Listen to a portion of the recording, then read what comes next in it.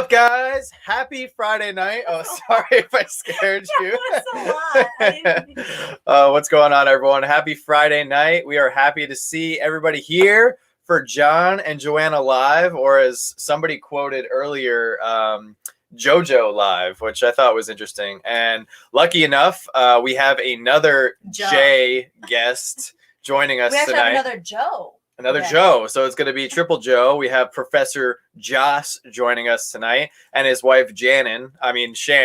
A lot of J's in the community. So we definitely gotta keep that up. We only that joke. I told you that joke wasn't going to work before the live. I know, but I had to say it. So we only hang out with people named Jay. So, Pop Force One, we have Jinx. We got all kinds of people.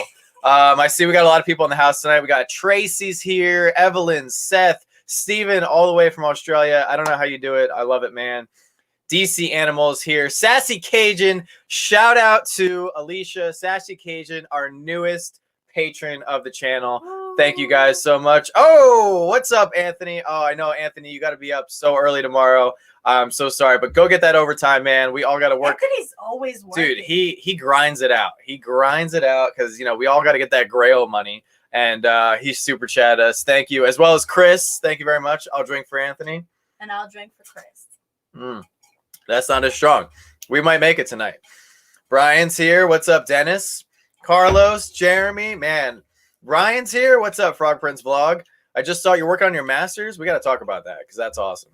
Adam Glenn's here. I'm Demon Gamer. Charles, what's up, guys? I'm just trying to make it through the day. And then isn't Shannon working on her masters? Shannon's almost done. So tonight we have these smart people. I know. We're in the wrong community. I'm working on my collection. I'm working on getting through my day with pants on. Somebody asked me today. They're like, "What are you doing for your masters?" And I was like, "Can you masters in tacos?" Like, I don't know. But hey, James is here. Mr. Pop Royalty. Mark, what's going on? Landmark Collectibles. We got all these international guys. This is awesome. So we're gonna have a good time tonight. We got a couple mini announcements. Nothing crazy. We have our chase pucks. They're here. Wait, let's show off our regular pucks. We'll show off the regular pucks. So this is in case you don't remember what they look like. So I don't know if everybody saw it yet, but this is our February puck. So very similar to our original design, with a little bit of Valentine's Day love, and in a couple minutes we'll reveal our chase puck for the month, which of course will be limited once again to only 50. So patrons and whoever comes out to our Whatnot auction on Wednesday will get a shot at a chase. Oh, Flip Cake! Oh, what's up, my man? If you guys didn't see our video today, Ezra working with Anthony, you guys got us a killer gift, and we're gonna have to show that off later in the stream. We are so sorry that we didn't know how to work it for 10 seconds. No, it took us a minute. We were struggling. It was late at night. We were struggling. We got it over here, so we're gonna have to show everybody. Now we know how to officially use it. So thank you so much, Ezra. It's it's so pretty, especially with the lights. I like pretty stuff and bright stuff, so I want to put it on our where our TV stand is like there's a table underneath it kind of, and it's gonna go right under there. It's gonna look awesome. Pop Fiend, you're the man. Absolutely, guys. Smash that like button because we're going to bring in the special guest duo for tonight. We had a little bit of a pop battle. Oh, my God. Teresa, what are you doing? Teresa, I told you to go back to take your nap. Oh, my God. I'm going to Teresa, drink for my girl, Teresa. No, we're going to have to drink a whole cup. Teresa coming in with the $50 super chat. Oh, my God. Teresa, you're the man. You're the woman. I don't know how to. You're awesome. You're awesome. She's the woman. She's the woman. She's the best. That's all it is. She's the best. Exactly. Whoa, Teresa. So I'll take a big sip. She just woke up from her nap, so she maybe she meant to. She meant to put $5. She meant to put $5. And she couldn't retract it. Yeah. So I'll refund you $45. That's what it was. She just woke up from her. She's been working hard. She's trying to get the heck out of Arizona. Not that she doesn't like Arizona, but she wants to go home to her puppies. So she's working hard to get out of there. And I officially mailed off your patron box today, so you got lots of fire coming your way. Thank you guys so much for the super chats kicking off our live stream for tonight. So let's bring them in, Josh and Shannon. What's going on, guys? Hey, how's it going? That's good, man. I'm so happy to be done with this week. I know, Shannon, you got to tell us about what's going on in your non-pop life because you've been killing it. Josh has been giving me bits and pieces of a degree you've been working on. You've been slaving away. I'm about 1.5 classes. Well, I say half a semester away from graduating. That's So insane. May 3rd. That's amazing. That's amazing. Yeah. So and then your birthday's in May May. as well. So May's gonna be like a celebration. Forget every week. It's gonna be like every day. You're gonna graduate. It's a birthday. It's just gonna be like. And every couple of years, my birthday falls on Mother's Day. So sometimes the weekends are a bit nutty. Oh, they're definitely gonna be nutty now. So what do you? Sorry, I did want to give you an out. You were trying to make a J joke, right? Oh God, John, yes. Joanna, Josh. Yes. My last name originally was Jackson, so you can, throw the J-A. I knew we liked her. All right, that works. You can stay. You can stay. Okay, Team JoJo. Team J. Team J. Team J. That was all the pop and duo, by the way. They called you Team J. They called you JoJo. That was them. I don't know if it was Bree or Vince, though. I'm guessing Bree. It was probably Gabby. Gabby. So Shannon, what are you studying? What's the degree in? My degree's in English.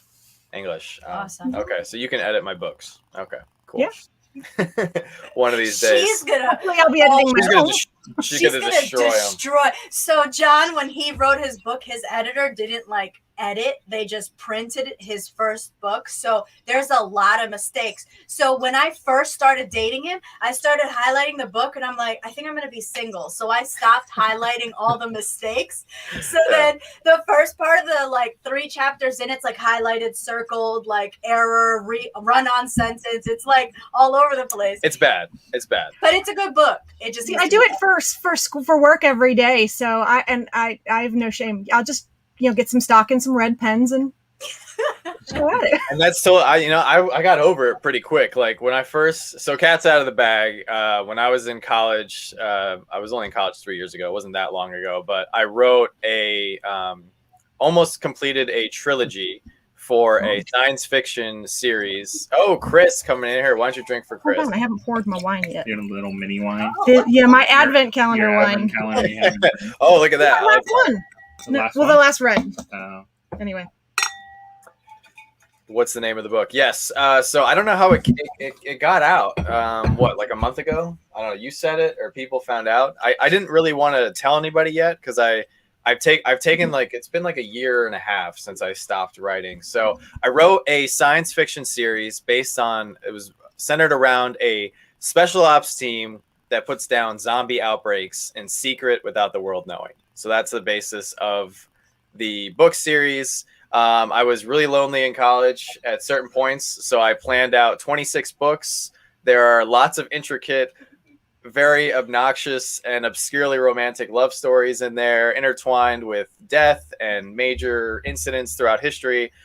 I don't know what was going on in that period of my life, but some books came out of it. Conversations with his pops, I think. For Yeah, exactly. Oh, Tracy coming in with the super sticker. Thank you very much.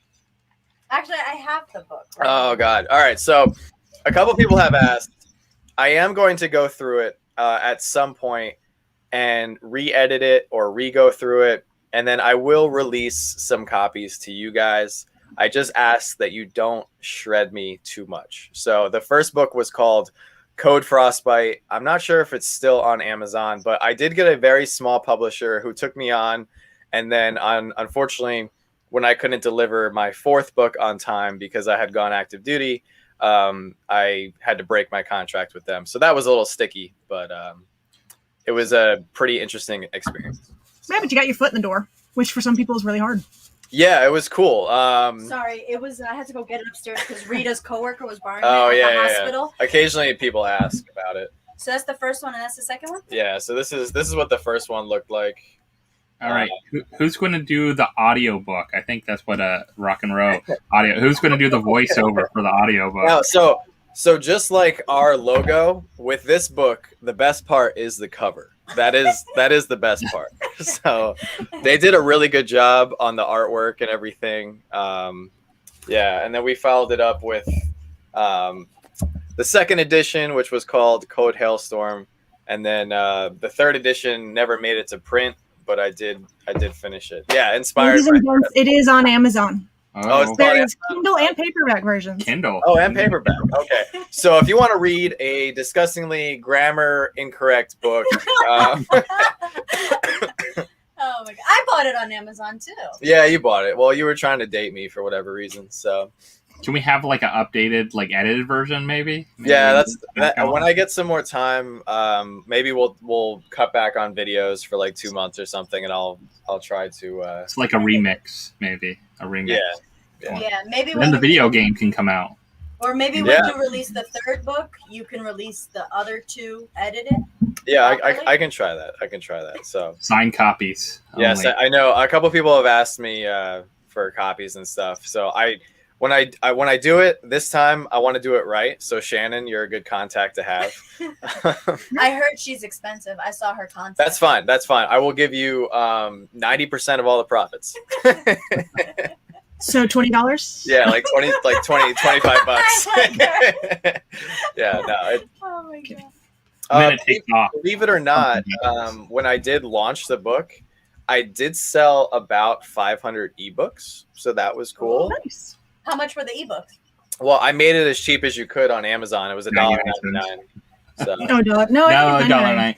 So interesting enough. So I have a friend that was into blogging that named Bess, and she did a book too. And there's some like interesting ways you can get that, because what that helps you do, if you have the right deal made with the ebook, it can actually bump you up and show up in more people's places on Amazon. So recommendations, like people are looking for like whatever mystery, zombie, whatever, adventure, different age groups, things like that. So when people start looking for those, that ebook then bumps you up into that place. So getting it actually for them to sell it cheaper is a good thing too, because sometimes they won't sell it at a certain price, but they'll lower it. I liked based on how you self-publish and stuff too. Yeah, it was really cool, and yeah, I had to study that with Amazon. Amazon is like a whole different world, and like the book game is like a whole different world. Just like we're studying YouTube and trying to figure out how to make better videos and connect with our audience better. It's the same thing, like Josh just said, like trying to figure out what can I do to make the book pop up more like on the Amazon algorithm. The coolest thing I did was I got to go to 2 very small book conventions. I didn't know this. That's so cool. Yeah, high five for you. Very. People showed up. There was like. There was me. I went to Charleston and I went to Savannah. So I had a little book tour, very small. Like, did you get to sign books too? I did, and it was. This is so cool. Yeah, it was. I have pictures somewhere on my phone, but my friends actually came with me from college because they didn't think that I was actually like going to a real convention. They were like, "No way, we got to see this in person." And it was all out. Like both conventions were kind of like mini Comic Cons. There was cosplay and anime and all kinds of Star Wars stuff going on. It was awesome, and it fit right into the genre of the books. Lots of zombie fans, lots of authors that were far more successful than I was. But it was just cool to be able to sell something, and people were just so excited to have it signed by the author. And then a few people were even nice enough to reach out to me after, like weeks later after they had read it, and they were like, "This is so awesome. Where can I get the second one?" And I was just so thrilled that people even took the time to read it. I sent a bunch of people the second one for free. So, yeah. So it's always interesting, like you're talking about, like things before we started doing YouTube, which wasn't that long ago, if you think about it. But But like 6 months ago. we have a lot of life before that. But I think I told you before that I was actually on a TV show for a while. You mentioned that briefly, but we are solely here tonight to dive more into that. I know. So at the very beginning, I did a blogger conference for almost 10 years with someone else. I was like a partner with them on the planning team and everything. And we did the Florida BlogCon. Bess, the same lady we talked about a few minutes ago. So Bess and I worked on that, and she decided she wanted to start cheers. Thank you, Nick. Really appreciate that. She wanted to start a TV show. So it was actually pretty professionally produced TV show. She did it in her kitchen because she doesn't cook at that time. She didn't cook at all, and she had her kitchen all redone really nice, but she never cooked, so it was the perfect place to do it because you didn't have to worry about a mess. So it was, had a great area to do it in, and it was like a talk show for bloggers and social media and things like that. So she did an episode or 2 as like pilots, and I think I was on the second episode as like a full like interview kind of person. So, and then she submitted it over, and she filmed several ones, and I started doing a little segment called it was just like Professor Josh's like tech talk kind of thing, and I talked about like different apps and different things you can use for social media, and it was a clip in each episode after that. So I recorded all those kind of at once with the team. They edited it in, and they had it part of it. But Cox TV in West Virginia, so we had a contact with them, and they picked it up at first. So it was on like a local, Awesome. like, you know how the kind of almost like I don't know if you have your cable TV like in your area has like their kind of own channel to showcase stuff on. So they did that on there, and it was also like on the online. And then it started picking up at different markets, like different markets wanted it to broadcast it. And then we got it also on Bright House networks, which was pretty huge before Spectrum bought them, on their on-demand channels. So we were like on demand. So we were officially at 2 seasons of episodes. So, Are you going to tell them the name of it, or are you just going to? Yeah, Blog Talk TV. So if you look, what is it called? What is it called? Was this the same TV show that you sent us where we did the Lego episode? No, so that was when Night? I went on. No, so I did a nerd night talk a while back on Legos, like Lego collecting, adults liking Legos and stuff. So after that, a bunch of people started contacting me about Lego stuff, like oh, you're into it. So PBS was doing a special on it. Our local PBS, WUCF, was doing a special on Legos, and they had Legoland. A person from Legoland there, and they wanted someone else to talk about like the adult side of Legos and like how collecting and how like playing and you know how it works in the workplace and other areas outside of it. So they brought me in, and I did that little segment there. So it was kind of cool. I used to use Legos in the training. Use Legos for training. Serious play. It's actually like they do training on it and stuff around the like you can get kind of a certificate. I'm sorry, what rock and roll? Oh man, I don't want to. I think he's drinking. I think he's been drinking for a long time. Yeah, I think when we take shots, I'm thirsty. He's doing like 6 shots. So thank you, Seth. Really appreciate that. Absolutely. He's picking up for all treats. Yeah. He did like a whole keg for 2 but here's the deal, like diving into that for 10 seconds, real quick. A new Lego shoot, that hurts. Like, Legos hurt on their own. So imagine, like, a nude one. Anyways, we can keep going. Sounds dangerous. Yeah. Sounds like a lawsuit waiting to happen. Yeah. No, it's... Pixar, it didn't happen. Oh, I'm not checking my phone. Because please be mindful of censorship laws. Yeah. Well, knowing Jim, he'll he'll make it happen. Yeah. So it's always interesting, like because I did blogging for 8 years, 8 to 10 years, 10 years almost. Well, technically, you like still blogging. do. Yeah, I still Professor do Josh some, stuff. And I still do some of the other stuff. But we did a blog for food for a while. We did a foodie blog. Oh, for a while. We still do like the Instagram and stuff, but with COVID happening, nobody's eating out, so it wasn't like you go out to eat all the time, and a lot of the restaurants and that weren't doing a lot of promotion stuff, things like that. So, Christina just sent me one of the links. Gotta get blogging, Professor Josh, Part 1. Nice. Yeah. And he's rocking the hat, so you know it's Professor Josh. That's how you know it's him. Oh, yeah. I don't think I've ever known you without the hat. I think one of our very first pictures of the two of us as a couple. Did you know me? You didn't know me before the beard, even. No, I did not. I have never seen him without a beard except for in pictures, and he's not allowed to shave. Oh. There's a commercial. Have you guys? I showed you the commercial where the dad comes out of the bathroom. I don't know what the commercial. Oh, you did. And he came into the kitchen after he shaved. And then she was like, "What did you do? What did you do?" And then the little girl's just like, they were Spanish. Oh, the little girl had never seen her father without the beard. Papa, what happened? She couldn't have been more than 6. I was dying. Yeah. At least she didn't like attack him. Who's the stranger? Yeah. Stranger danger. Stranger danger. So I'm guessing you didn't like him without the beard in pictures? Was there ever a time where he didn't have the beard? Not that he had. Yeah. Before we met. Yeah. but I've never Right. physically seen him without it.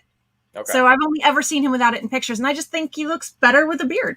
Okay. Just All right, looks so good on him, Amber even when feels it is, the same a way? little salt and peppery, which he says is my fault and Jack's. Okay.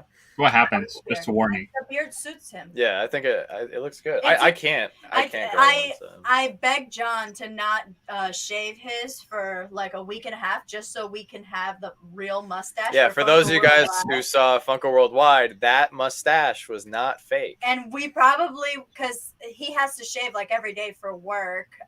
Yep. But the thing is that he's never grown it out that much. So it was like really awesome to see. I was like, oh, this is kind of cool. But I'm not used to it, so it was prickly. Like, Yeah. So Wait, aren't you allowed to have mustaches as long as it doesn't go past like the creases of your mouth? You can and you can't. Like you can, but like our bosses, I don't know. It's like verbally frowned upon.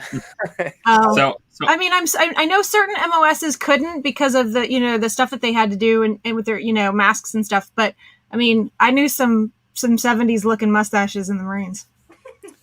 yeah. That's all that was allowed. I prefer not to. Even before COVID, with my job, like we have to crawl through a lot of like pretty disgusting places, like oil and mud and chemical And then it stuff. gets on your stash. Yeah, and like sometimes like stuff will just drip on my face. So actually not having hair on my face, Ew, I feel like sometimes you come home and you say hello before a kiss. We're gonna need to change that. You need no. to start I showering always and then say hello. shower 6 times a day. But yeah, sometimes stuff gets on my face, and it's just easier if I can just like wipe it off instead of it getting stuck. If that makes sense. so Oh yeah. so Adam was asking if I have more than one hat. Yes. Do I Yeah. have more than one You hat? have to. How many hats? I think I have 4 or 5 at least this style. Yeah. And I've bought like different ones throughout the years, of course. So this style, and then I have probably I don't know how many like just Regular hats. like baseball hats and Yeah, but stuff you don't like wear them that. anymore, so I I don't don't even know wear where them a they're lot. at. Oh, are they in that one box? I have a Under lot, the TV? but I don't wear them as much. I used to wear them a lot more. Yeah. You I switch to tend to- these and then And I buy if one wears out, I'll just go on Amazon and find it again and buy it again. they're all the same style, but they're like this one has a houndstooth pattern and some of them are, plaid, some of them are solid. Yeah, I've seen a lot of them just because my grandpa really likes those hats, and he's like I don't know, I feel like my whole family they wear those hats from like when they're kids, like all the men in my Yeah. family in Yeah, Europe. Jack used to wear them. So my grandpa, he's never grown out of it. Like the other kids, like my age, they'll do caps and stuff like that, but he's always worn them, and I find them to be so classy and so nice. So I think They go well with his bow tie. Yeah. Because when he dresses up, he wears bow ties, not regular not ties. ties usually. Yeah, That's cool though, I like bow because ties as well. I feel like only certain people can rock a bow tie, and I can definitely see Josh. Like Josh is classy enough to rock a bow tie. I feel like, what are you doing? Go get a tie. No, yeah, it wouldn't work. Wouldn't work. No. Go put on a. You need some sort of sophistication to Yeah. wear a tie. A So bow tie. Carlos is having the opposite problem. His wife wants him to shave, so that's the Ooh. opposite. I And don't Justin asked what I do for a living. I'm a professional bull rider. It's a very challenging environment right now. Wait, you said stuff drips on you? Exactly. Wow. No, it's a lot less exciting than that. I'm a ship inspector at the Coast Guard, so much less exciting. So We all stopped laughing. He's the one that keeps all your pops from getting here on time. He stops all the big ships. yes, Make sure they if can't your get Amazon order is delayed, it's all probably him. me. Yeah, it's me. It's definitely you. Yeah, If you guys go on cruises, just look for my. I don't think anyone's going on cruises right now.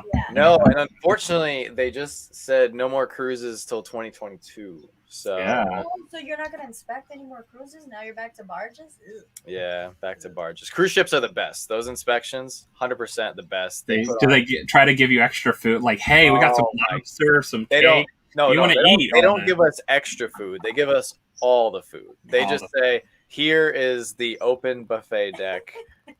And let us know if you find anything wrong with the ship as we're stuffing our face with ribs. Right. If I ever make it down there. Right.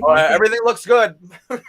Yeah, my parents are like, okay, we're gonna go on a cruise, so we're prepared to gain 10 pounds. Yeah. They know before they get on the cruise because they love cruising. They know they're gonna gain 10 pounds, and that when they get back, they're gonna have to try to get it back off again.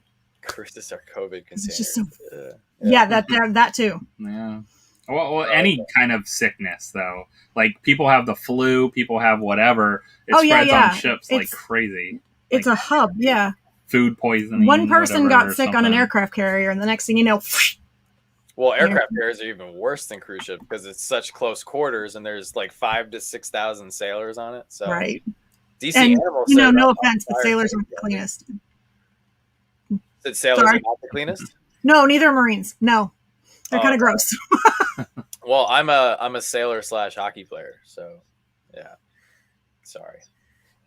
I was talking Navy, not you. Coast Guardians are exempt. DC Animals are you in the Navy? Because that's pretty cool. That's pretty awesome. I wanted to go. Evelyn says I wanted to go on a cruise in Europe with my sister and her husband, but now it's on hold.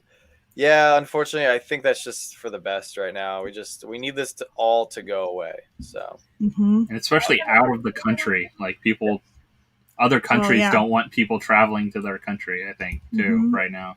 How long? Yeah, we went on a couple of cruises when I was a kid. We went on for like a week, and one was like 10 days. So really? Yeah. All these things. Oh wait, no, you did tell me about this. Because you said that your parents would drop you off at the pool and be like, peace out. Yeah, they'd be like, yeah, see ya. Go to the bar. We'll see ya. Have fun in the pool. You can't go anywhere. Can't leave the ship, so you'll be around. He wanted to get married on one. He wanted to do the whole cruise ship wedding. Oh yeah? Why not? Why didn't it happen? I've never been on a cruise, for one. Two, I am not the biggest fan of the ocean. And I didn't want if it was like one of those where like a storm came in or whatever and you're tossing it, or if I got seasick, what if I hated it? I didn't want that to be my memory of our honeymoon. Yeah. So I didn't want to take that chance. Well, so that's a complication. That's like a complicated scenario, right? Because you're on the ship to get married. Is your honeymoon a different event, or is the cruise also the honeymoon? Because usually it's two separate things. No, you have to get married before the ship leaves dock. Our friend's kid did this. And then your honeymoon is the 3-4 days or whatever out. People don't have to go on the cruise. They can actually go attend the wedding and not go on the cruise, I guess. Oh, I see. Like, they have some weird way of doing that. Yeah. Oh, Rick, it's like you have a ticket to get on, but just for the wedding, and then you got to get off.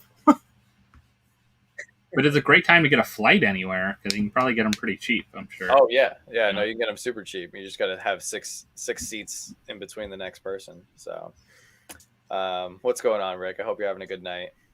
So that's actually you're gonna tell everybody? That's actually John's best friend, John's coach, John's second father, basically. So for all you guys who don't know, Rick Dominique is now they know. Yeah. John's father. He is who he looks up to. What we have is a classic situation of people in my normal life now discovering I have a virtual life. So so he's an all-around amazing guy, and he was John's hockey coach in college, and he's who helped them get through college. So it's thanks to him that John is where he is existing today. Yeah. Yes. So all around awesome person. Anyways, that was a quick shout out. So. Yeah.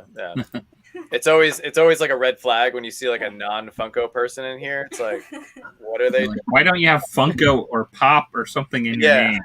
There's nothing collecting at the end. It's like, all right, what's going on here? He's not here for the giveaway.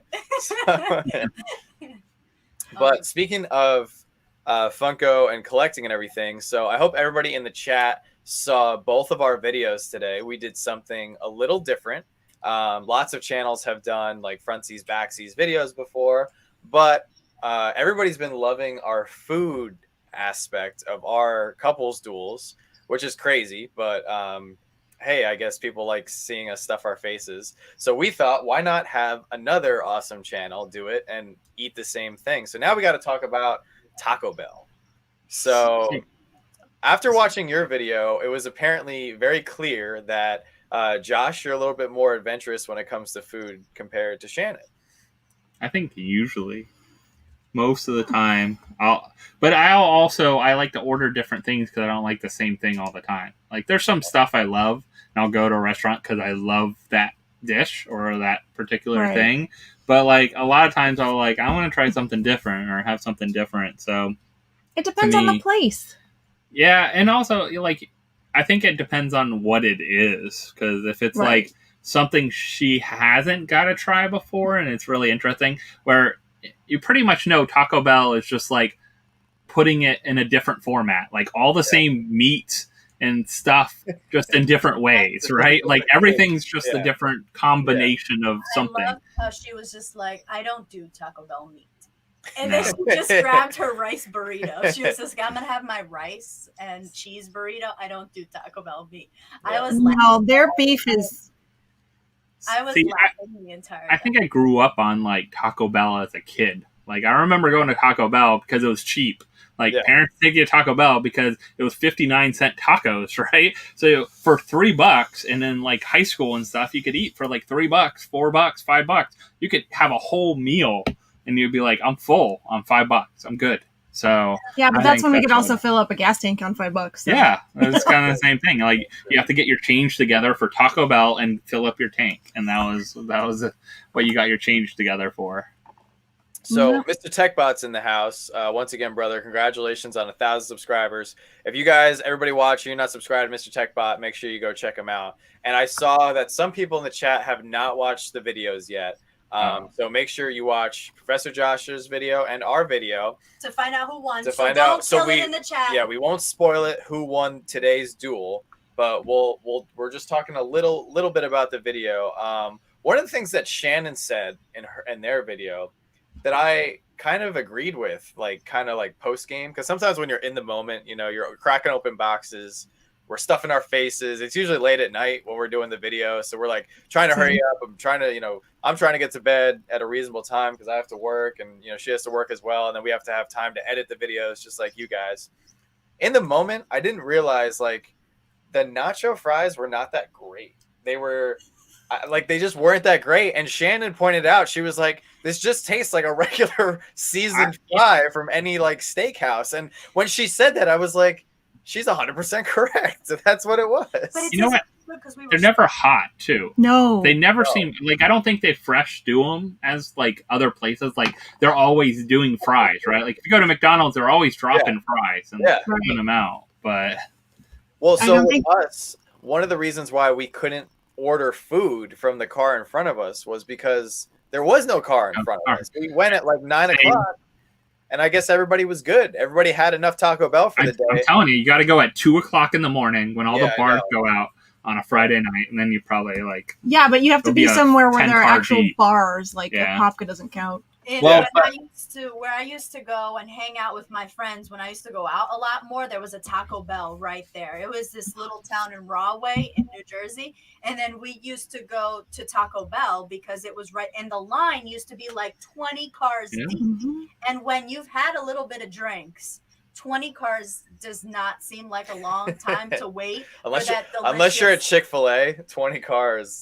is a lot. Well, but that's like that's what I'm saying. Unless you're at Chick-fil-A. Chick-fil-A is like a freaking Chicago airport, like waving in planes and sending people out. They have like looked at her wife because she had like they have like tablets, they have their intercoms, they have like something. They got like 5 people out there, but.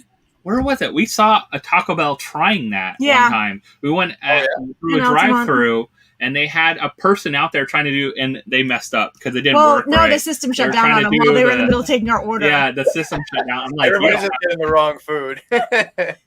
But I think I saw concept ones where they're going to have a regular drive-through lane, and then a mobile order lane. Yeah. So if you do mobile orders, you pull up in a different lane. A lot of places are talking about doing that. I mean, they really push their apps now, which is funny because you still go there, and I'm like, I'm here for Josh order. All right.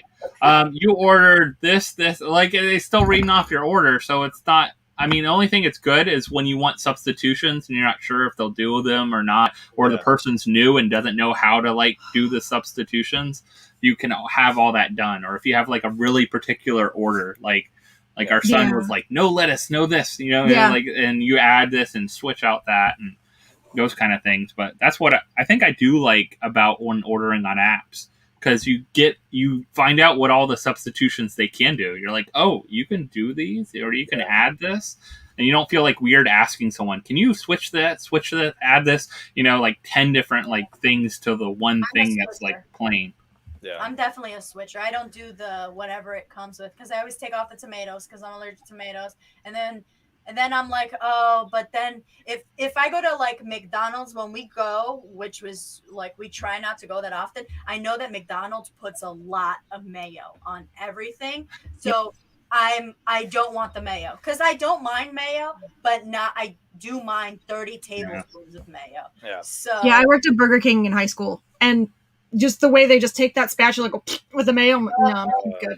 Yeah, so I do the substitutions, and like if I'm gonna go be unhealthy, then I'm gonna go full unhealthy, and I want a piece of bacon on my sandwich. So then I'll be like, okay, please take off the tomatoes. And Well, no, that's when you go to Wendy's, because they put bacon on everything. We haven't Right. done Wendy's yet. Yeah, we haven't done Wendy's yet. The point Yeah. of our channel Bacon actually later. isn't to collect pops. We are going to try fries from every single place known to man. That is our Not channel. everywhere has fries. I mean, Yeah. other than maybe like Subway or something like that. We But noticed that, and Yeah.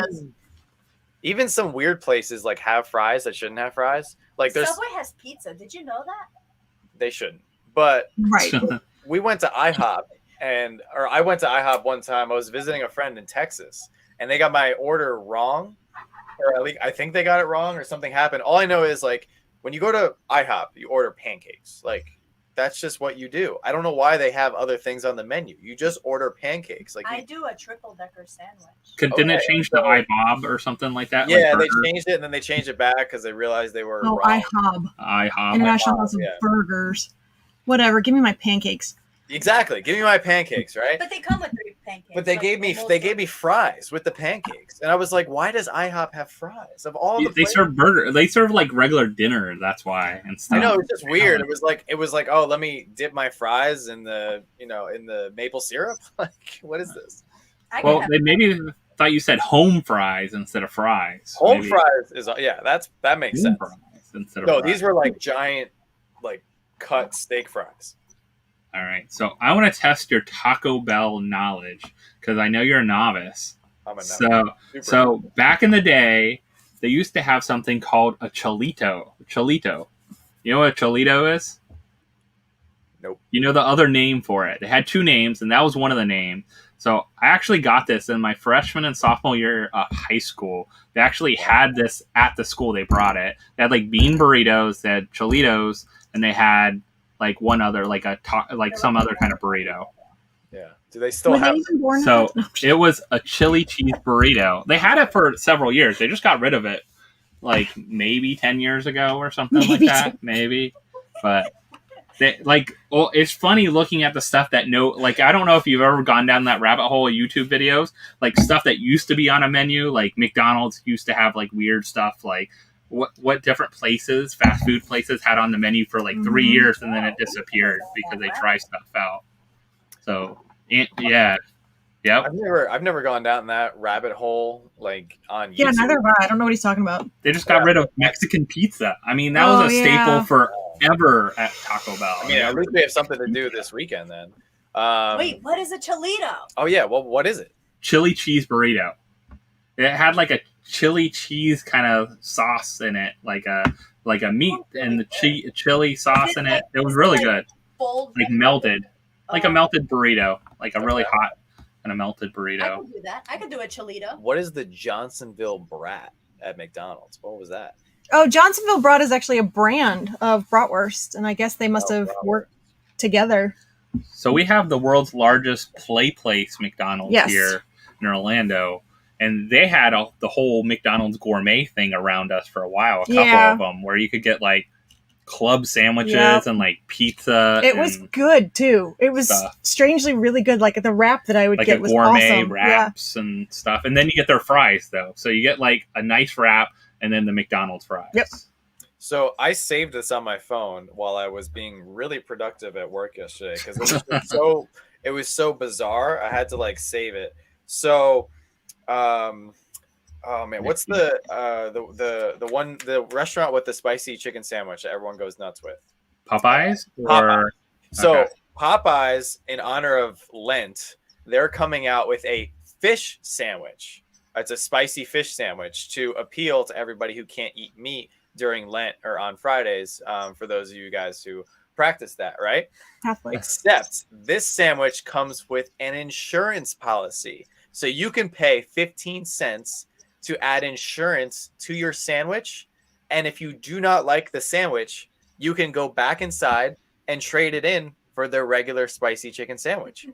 What? Okay. This is a real thing. It is legit. It's like, look it up. It's so bizarre. It's actually happening. And it's probably going to be in Funko Worldwide. Yeah.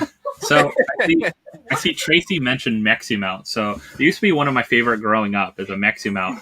What happened is they've become so expensive, they're not worth it for how little they are. They're like these little tiny things. They have like a pico sauce. They have like multiple cheeses and meat. So different cheese blend in it. Sorry, I'm starving. And it was like, I loved them like when I was younger because they were just simple. Like it was cheese and meat, like, and a little bit of like the pico stuff. So, but they got so expensive for how little they are. I'm like, well, how can you charge like $2.50 for these when you can get all this other stuff for so much cheaper? You can now order a basket of fries from McDonald's, the equivalent of 2.5 supersized orders. Why would you need that many fries? I mean, fries are great. They would go cold before you can. Well, we could share them, eat them. and that way I don't have to share my fries with you. Oh, you don't have to share. I think it was because you still would, because it's a basket of fries. Yeah, but then I get more. Yeah. So before I forget, there's two things that we have to bring up with Josh and Shannon's videos, because Team Shannon, all right? That's all I'm going to say, Team Shannon. So the first thing is, well, don't get excited yet, because you almost spoiled it for everybody, because in your Thursday couples duel video, you were holding a Taco Bell cup. We were dying. I was like, you were drinking your Taco Bell soda the day before that everybody was seeing us do the Taco Bell. And I was like, spoiler alert. You don't know how many times we have Taco Bell a week, do you? Taco Bell is one of the only places nearby that sells Pepsi. Okay. She'll just go and get a drink. So I prefer like at home. diet, something about fountain drinks are different, and Diet Pepsi is my thing. They do. All right. Breakfast too. Yeah, their breakfast is really good. Breakfast. Have you guys ever tried their breakfast? No, not yet. No, but not you guys yet. kept talking You about need to do a breakfast. Everybody's. I have to start writing this down because people keep putting. Oh, you should try this. You should try that. Like Checkers, So, steak and shake. I think we like breakfast better than any other part. Like, if you had to choose a breakfast place, like it's a really good, affordable breakfast place, and they have good stuff. So, can you see the chat later? Like when we're done, you just have to scroll back up and start writing all this down. Yeah. No, exactly. We're gonna have so many restaurants to do. This is insane. So everybody, speaking of that, the reason we did Taco Bell was because Josh suggested it. So that's why we did Taco Bell. I just wanted you guys to go there at 2:00 in the morning and get behind some drunk people ordering like $50 of food. We live in a very desolate town. Yeah, there's not much going on. Yeah. I don't think many people are going out to the bars and clubs right now, too. So No. Not the same. Do you guys have Shake Shack near you guys? We do. We do? Oh, yeah. Oh, Shake Shack. Yeah, you yeah. go there all the time. No. He comes home and he goes, "What are we having today?" And I go, "Oh, I think my sister's ordering like takeout." And I'm like, "Oh, like today." I'm like, "Rita's doing Chili's." He's like, "Oh, we eat out a lot." And I'm like, "We ate out Taco Bell." And then he goes, "Oh, I had Shake Shack. I went to IKEA and had meatball." I'm like, "You do this on your lunch break. Like that's you." Yes, we go to a lot of places in New York City because we have to drive all over to all the different ports and ship facilities. Yeah. Can't carry your food all around with you. Exactly. We're running around. We're climbing up sketchy ladders. I think that was the only one I was like, "What? And you didn't bring me anything?" Okay. Well, don't get upset because our channel's not big enough for that, because Shake Shack is incredibly expensive in Manhattan. So no, it's expensive everywhere. Well, it's expensive I just everywhere. like their fries. I just really like Shake Shack fries. Well, their shakes are amazing too. So I went to Shake Shack in Ohio, and it was cheap. It was super cheap in Ohio. Like I think like it was like a burger, fries, and everything, and I think it came out to like $6 for everything. Oh no! Yeah, It's no, like, that's not going to happen. You're here. gonna get fries for $6. No, No, not that bad. But I No, do it's like close. our Shake Shack. I do like has wine and beer on tap. Oh, wow. That's Yeah. fancy. I'm sure that would be good for John at lunch. McDorks is in the house. Oh, Not What's up, on duty. guys? You can't drink on I duty. know. That's right.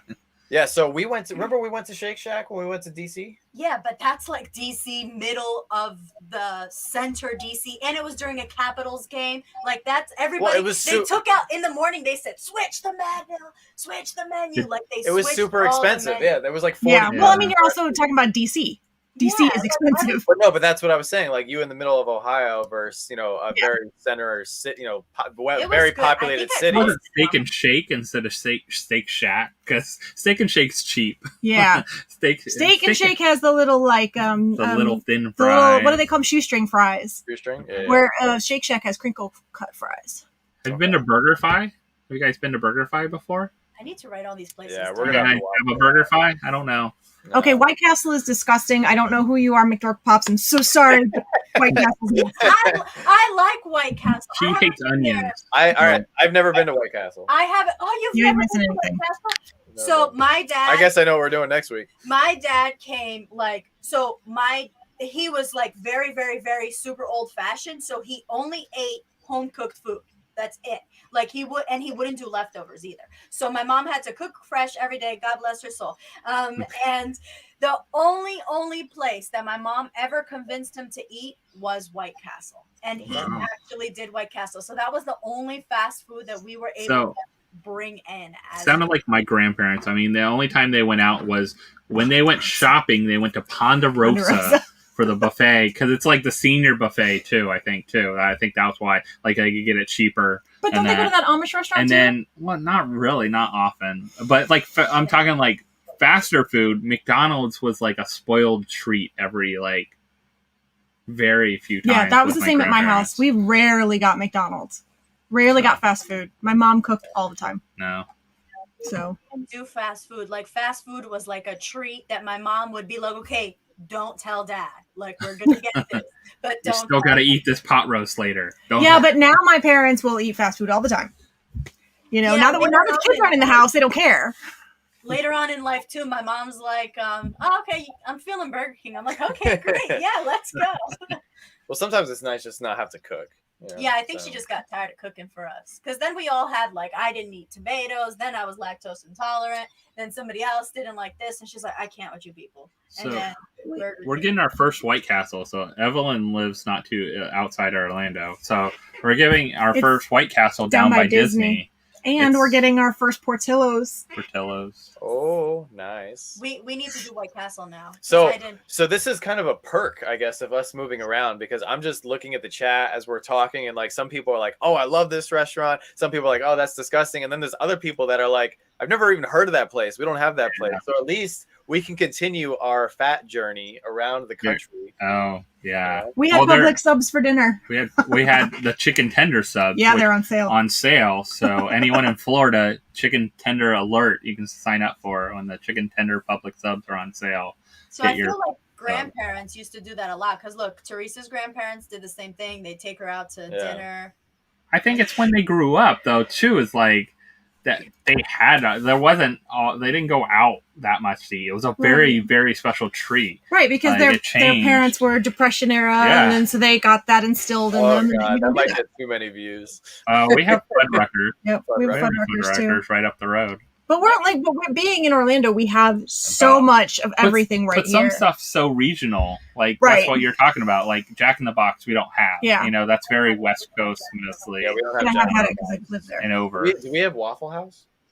We have Waffle House. No, you guys. I think a lot of these are. That's southern. That's south. Wait, have you guys heard of the Waffle House place. Index? No, what is that? Okay, so the Waffle House Index basically is like, okay, so if there's a hurricane coming through, you know it's bad when Waffle House closes. If Waffle House doesn't close, you know if you're gonna be fine. And it's legit. You can look up the Waffle House Index or something like that. They literally, okay, wait, is Waffle House closing? Okay, no, they're not. We're good. If they are, you gotta get the hell in there. Oops, excuse me. Okay. All right. No, it's fine. No, that's So fun. That's Whataburger, good. I had that in Texas. Yeah, Whataburger's a It toss. was here for a little while and then left. Like it I've didn't heard- last. I've heard From this amazing things. So there's a lot of Coast Guard bases in Texas. So I've met a lot of people who have been stationed down there. They all say two things: get hurricane insurance for your house and Yep. go to Whataburger. Whataburger. Yeah. Yeah. Whataburger is a big, It's like pretty good. Texas especially, like Mhm. huge in Texas. I live in Houston, Texas. That's awesome. Yeah, So, And- all right, and so there was they live by it. Like that's their fast food place. They don't believe in McDonald's and other places. It's a Whataburger. so there But was they're good. They have the Well, kind of shoestring like fries, but they're really good. So there was two other things I wanted to say before I forget because I feel like I'm Uh. getting older. But in also the second thing I wanted to bring up in your video was Shannon when you got mad at Josh for the soda falling down. There's a conspiracy there. There's a conspiracy. Now I don't know if From anybody the Thursday remembers video. yesterday Thursday and knows video. what I'm talking about. So there was a soda that Josh or was it who I don't remember Shannon. Did you place it on top of the can? No, Josh placed No. it, and then Josh. It was over here in Yeah. front of Josh, Yeah. and I went and I reached for something, but I didn't didn't touch. touch I was up here, and that was down there. But you put it on top of the soda, right? Or on top of the can? He did. Okay, yeah. So it wouldn't have happened if you had a soda deck, number one. Number two, so it fell on its own. And It we fell on we its own. instant Yeah, replayed the we- video. We made it really slow Okay. kept going to back. see I was just to like, see if Josh hit it, if there was a foul on the play. But there was no foul. That was Yep. completely gravity. So All I right. was we need- vindicated. We need the judges to watch. was again. vindicated. yeah. But you blamed it on me too, so it wasn't me. Because from my So who angle, was it was in front of you. So There was why else? nobody else in the video, Josh. It that had to was be you. so funny. Like the spirits knocked it over. He's like, they're about to fight. Knock it over. We were laughing. I was like, we gotta rewind this. I think and then me and him were analyzing it. We were dying. Oh Yeah. my Yeah, I God. saw a lot of people in the comments were doing the same thing. We rewound it. We look. It fell on its own. I promise. I said it was the ghost. It was the pop We don't ghost. have Oh my ghosts. God, it was the so the funny. soda gods were like, This house isn't old enough for ghosts. Molly's. A So- bar called Molly's. I never ate there. But she does drop something like every video, like multiple times. Oh, So then we all she's know like that. rock and roll. yeah, Rock and Roll always drops stuff every video. But all right, so the other thing, somebody mentioned Sonic a while back when we were I talking. like Sonic. No, Sonic is great, but Mozzarella sticks. The best thing at Sonic is We don't have many. Yeah, no, there's one in St. There's like one, Yeah. 1, 2 around the area. Not a lot. You guys have been to Sonic. Did they have the girls skating around on the skates? Mhm. Oh, they did. Yeah. So I want to see Sonic and Chick-fil-A combined. So when you're going through the drive-through, it turns into a roller derby like skating show, all while your food is getting That's a delivered. lot. Can you imagine? They're already efficient. I don't think. No. they need it. No. Adam Glenn, you don't need it. Can you imagine that though? They're like swirling through cars and everything. They're yelling. You would get your food twice as fast, and there wouldn't be any accidents because they know what they're doing. There's a lot of coordination. I was always scared, like if somebody falling on the skates, like with my food in their hand, and then I would feel bad because they're bringing my food out to me because I was too fat to walk inside and go get the food. So I was always like, please don't fall, as I'm like looking in my rear view mirror. I'd trip over some invisible pedal and throw it at them on accident, and it would all go in the car, and it just that's not the job for me. Yeah. Anyway, Their drive-throughs are efficient though. It's Yeah. kind of cool that you can just sit there. Oh, your Oh. laptop isn't plugged in. laptop's dying. It's about to be Oh. a Professor Josh and Shannon show. Oh, whose live did we take over the other day? We were on Brandy's live, and we Brandy's took live, over. yeah.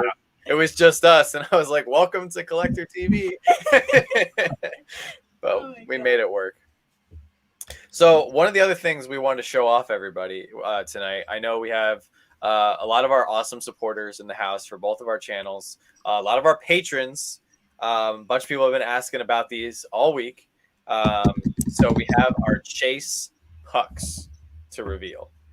And every month we're doing pucks now for our patrons and those of you guys who support us on our Whatnot auctions. And last month we did our first round of chases. So this month will be our second round. And we have a little bit of a Valentine's Day theme.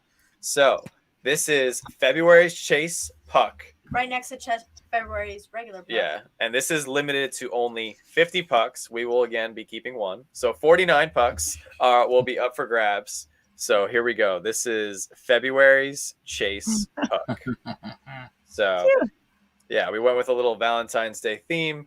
Actually, Joanna deserves once again all the credit because I was listening to her argue with somebody who probably wasn't. It sounds so mean. It's always No. You're arguing. no, you weren't. You were passionately yelling. How about that? I wasn't yelling. So I don't know if you guys can see, but on the hockey stick blade, we managed to have them put the Funko crown, which was incredibly difficult. It's just they weren't understanding. I said I wanted it filled in pink because you could choose one color. If you choose two colors, it doubles the price. Yeah. So I said I wanted it in pink. So then they put all the black was pink, and I'm like, no, you're not understanding. I want it filled in pink, and I sent them filled in pink, and then it was just they colored it really bad, and I'm like, I didn't just pay. You have to pay $25 per. Oh, go ahead. Hey, Matt, thank you so much, brother. You have to pay $25 every time you make one of these. So each of these, just the art, you pay $25 each. So if I'm paying $25 for the art that you're going to put on, if I'm sending it to you 99% done, I just need you to like clean it up. Like, yeah. I just sent you $25. Just clean it up. So I sent it to them real quick. It was all pink, but it was, I colored it in real fast, and then they just copied it onto the hockey puck. I'm like, no, I just need clean lines. And then I'm like, where's my Funko crown? Like, I put a Funko crown on there. And then it was like all pink. I'm like, no, you're missing the Funko crown. And then he took out the hockey stick. And I'm like, oh my God, can we just get a good proof? It took a minute. Yeah. They're probably going to be at the point like, sorry, we don't do pucks anymore. Yeah, it's a challenge because we're dealing with people who don't know what Funko is, or they don't know what a pop is. I don't think they're in the United States either. No, they're definitely not in the US because it takes 3 weeks to get these. So we just got them this week, and obviously it's already the second week of February. So Evelyn asks if we will be doing them for charity. Yes, we will be doing them for charity once again. So our upcoming monthly Whatnot auction is on Wednesday at 8 p.m. So this month's charity, we will be supporting the Harlem Academy. They're a school here in New York City, and we recently just found out there was an article about them. They're currently expanding their campus, which is really cool. So they specialize in teaching kids and taking kids in possibly dangerous areas and bringing them all the way up from kindergarten through 8th grade.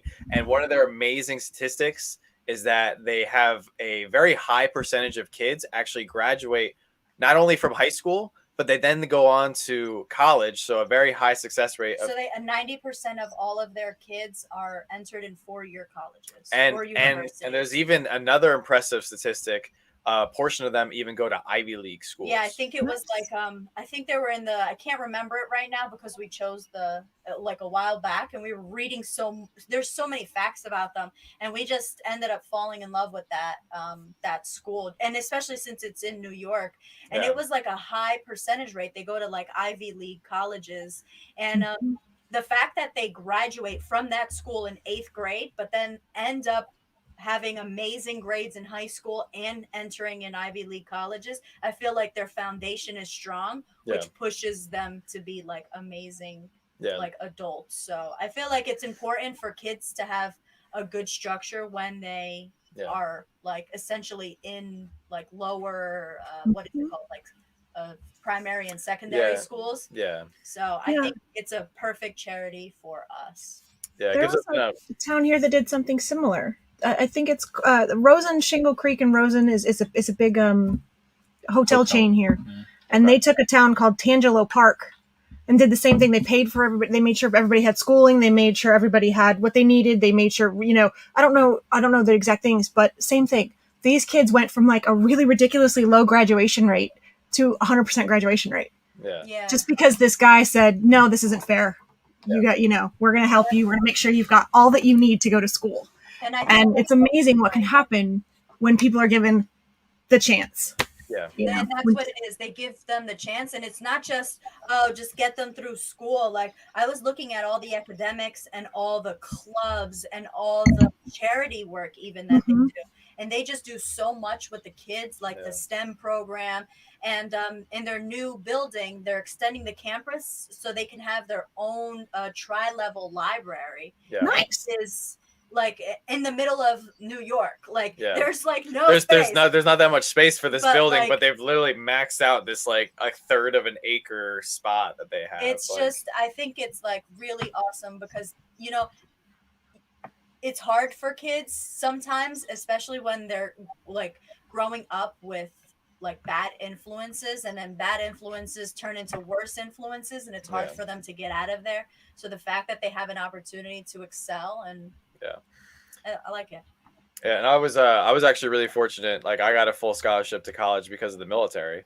So they paid for my school. So I was extremely lucky to be in a position where I could go to school and not have to shell out a lot of money. So even though, you know, us doing a very, very tiny whatnot auction, you know, from a very, very small YouTube channel, like, you know, maybe the few $100s that we're able to raise pays for, I don't know, like a kid's books or something, you know. Well, and it makes a huge difference. Like that, like my first charity big thing on Whatnot was actually for a scholarship in my dad's name, so in my dad's memory, at Seminole State College. So it's where he worked for, you know, till he retired. And then after he passed away, I thought it was a great way to kind of live on his memory. But also, it's not a huge money, but it's an endowed scholarship, so it lives on forever. So once I, you know, build it up to over, you know, $10,000, and everything I add to it just keeps adding. But they don't pay out the money. Like they don't pay out $10,000 a year.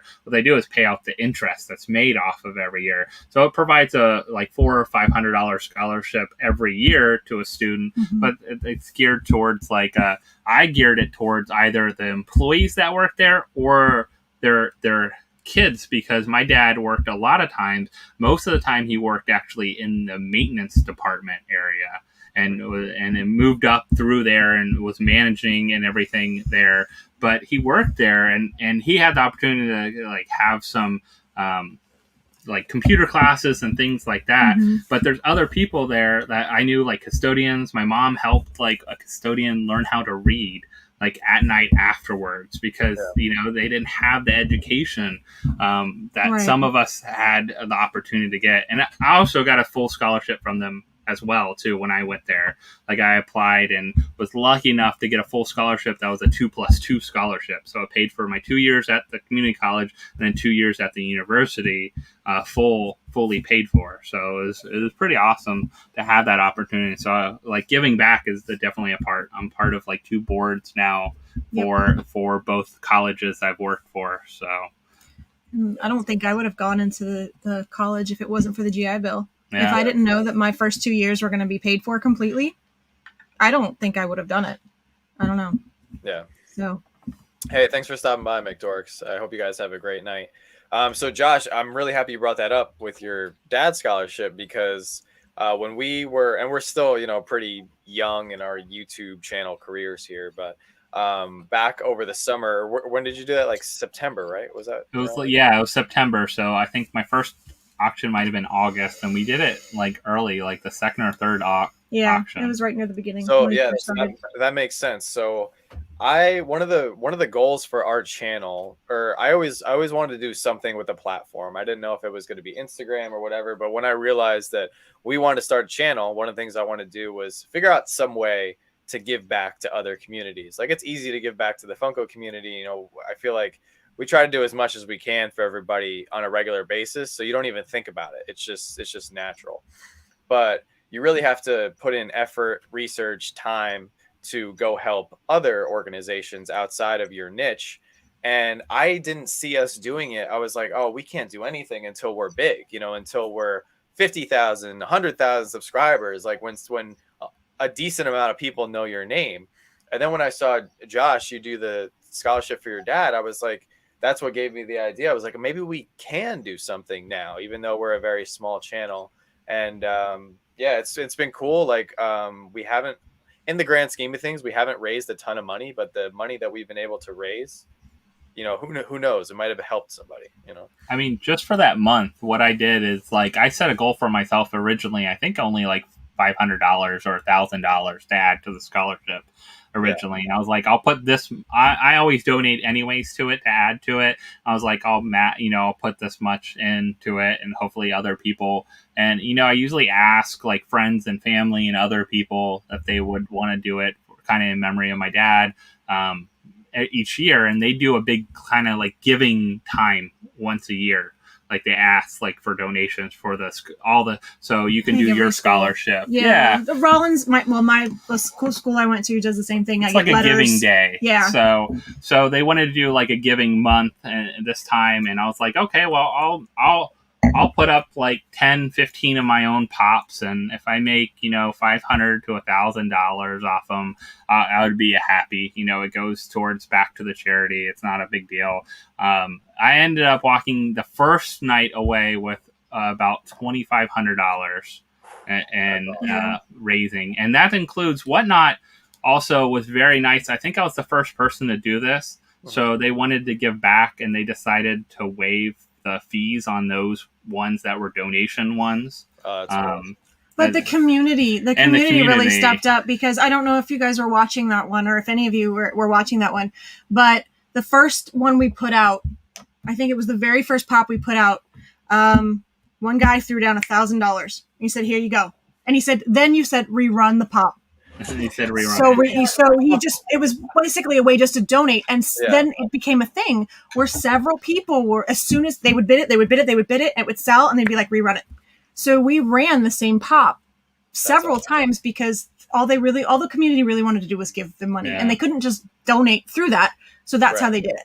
And we ended up, I think, even keeping 2 or the pops or something like that, because at the end they were like, no, I just. And we ran them another time. Yeah. So we did a second auction. So, and then we raised almost, I think, over 3,000. Yeah. So I upped my goal to 3,000 and was able to raise that through the community. And these are people I didn't know, like a month ago, most of them were on Whatnot. I mean, other than the first, most of them weren't people that I had a relationship. It wasn't like you guys have known for a while. It was like brand new people I just met.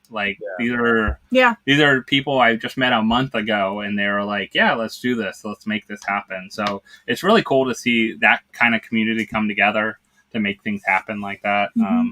And, you're seeing it every month with your, doing your donation for your pucks and everything like that. Yeah, it's awesome.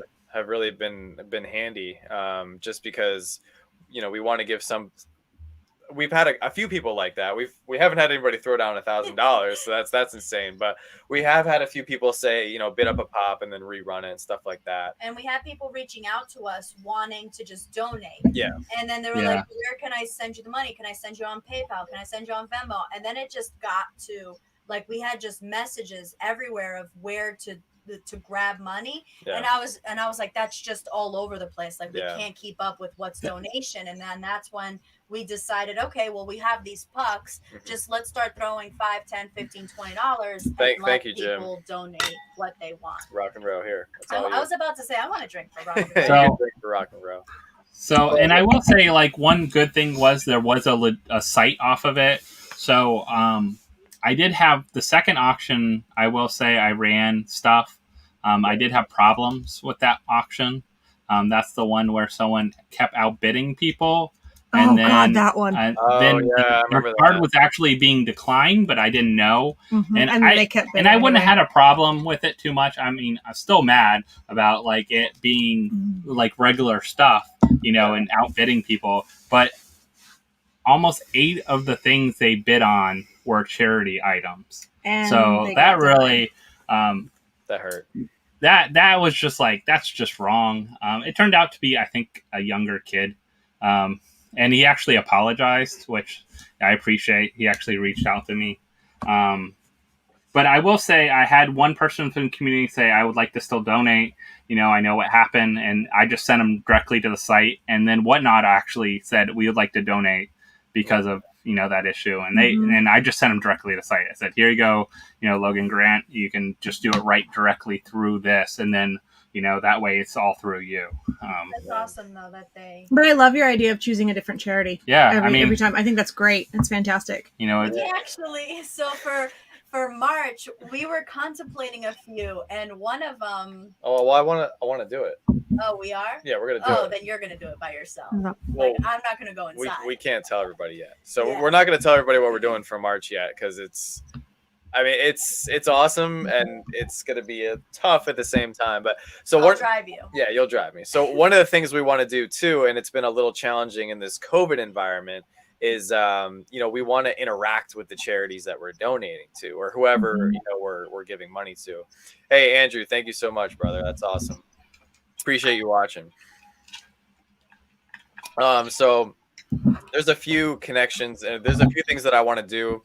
Like Shannon, since you're a veteran, and eventually I'll be a veteran. Like, I want to do stuff with some military charities, and actually, like, maybe you go sit down with like a wounded warrior or something like that. And hopefully, like, our channel gets big enough to where some of these larger charities and organizations notice us. They don't have to like send us anything, but like give us a shout out, like, hey, this person donated $2,500, something like that.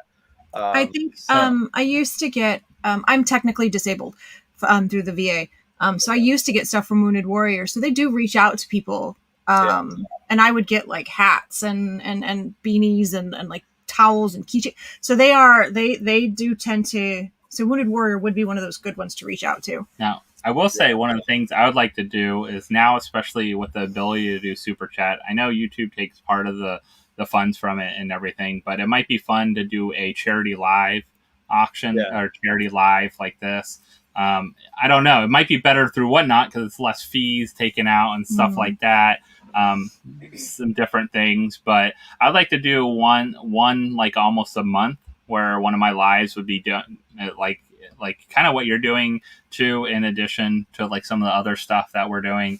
But like local stuff like food banks and things, because we've worked with Second Harvest Food Bank here in Central Florida. They have a great facility. They do some amazing work. We've volunteered there several times over the years. It's really fun. And if you get a chance to work at a place like that, a lot of times it's just sorting food they get donated, like from grocery stores and that, and what's expired, what's bad. But they need that help just to do those kind of things. Yeah, they just need the extra hands. And they have a huge facility here. But the money, I think, pays for like $1 pays for 13 meals or something crazy like that. Every $1 is like 5 meals or something, and then this much more. So every like so many dollars you donate really go back to the food that supports your local area as well too. So it's that's what I do like about Second Harvest. It's a big obviously people have heard of Second Harvest. It's all over the country, but when you work at the local, you're helping you're helping your community. Yeah. So I know a gift for teaching does the same thing, right? A gift for teaching is nationwide, but if you work, because we've also donated. Gift for teaching is only in Central Florida, so it was a foundation. Yeah, I was about to say I've never heard of it. Yeah, so a gift for teaching actually was started. Funny enough, I don't know if you remember Keith Hauk, but he used to work at the college with us when he worked in Seminole County. Seminole County and Orange County both have gift for teaching stores, and they get donations and also. From different areas, they get donations, but then also money donations come in, and they supply teachers with items. Yeah. So you can go in there and you get like a certain budget of stuff you can get. So you can get like 5 of these things, 4 of these things, like 10 of these things, and take them for your classroom. His mom is a teacher, so all she has to do is show her ID for her school she works at, and she gets a basket and she can get stuff for her classroom, whatever it's anything. And I've worked there. It's anything from folders and science kits and pens and pencils, and Disney sometimes donated stuff there. She's brought home Disney stuff to decorate. So sorry, I thought that was. I didn't know that was only Central Florida. Yeah. Oh yeah. Hey, Evelyn, thank you so much. Cheers. Yes, absolutely. I don't know what it's called, but I'm sure you guys have it there too. So the teachers here, well, most teachers probably run on a very, very low income. Shoestring budget. So they have, I don't know what it's called. It's like my sister does it, and it's like a website that you go to and you see the teachers in your area that are missing stuff, and then you send them everything. Each teacher, there's a lot of teachers in the area. Well, I've heard of it here, and I've heard of it in New York as well. And it says, okay, we need 20 folders for this class. We need 30 color pencils. And like, you just go on Amazon and send it directly to that teacher. Oh, right. Yeah. And there's some you can also, there's another one out there. I'm trying to remember. I think it's like I'm trying to remember the name, but it's a classroom based one. You have to prove you're a K through 12 teacher, and it might be we want this science kits for our classroom or robot kits for our classroom, and we'll put it out there and people can donate to it. I think it's donorschoose.org or something like that. I'm trying to remember the name of it. Yeah, but, isn't that how Jack's team got his Vex Robotics? Yeah, you can put it out there, and then it could be other people in the community donate, but it could be a random stranger across the country that says, you know what, this classroom wants this. I want to donate $500 to that and donate to it. So it's kind of a really cool thing. Hey, thank you so much, Lady Kid Nichols. And special shout out to Lady Kid Nichols as well. They just signed up for our patron program this week. So thank you guys. That's a cool name. Yeah, it is a very cool name. Justin asked, so when I was at military college that I went to in Long Island, I was in the Navy Reserve. And then I went, now I'm active duty Coast Guard. And Shannon was active duty Marines, right? Mm-hmm. There you go. Long time ago. Long time ago. Hey, that's okay. That's okay. I am, let's see, what year is it? It's 2021. I am 17 years out. I've been out of the Marines for 17 years. That's okay. I mean, that's good though. Wow. That's good. It's been a while. And a bunch of people have asked as well. That's part of the reason where the name Pop Force One came from, because Shannon was in the Marines, so Josh has that connection. Jim served in the Air Force. I don't know. Vince drove by the VA a couple times. I don't know. They always donate to the military charities too.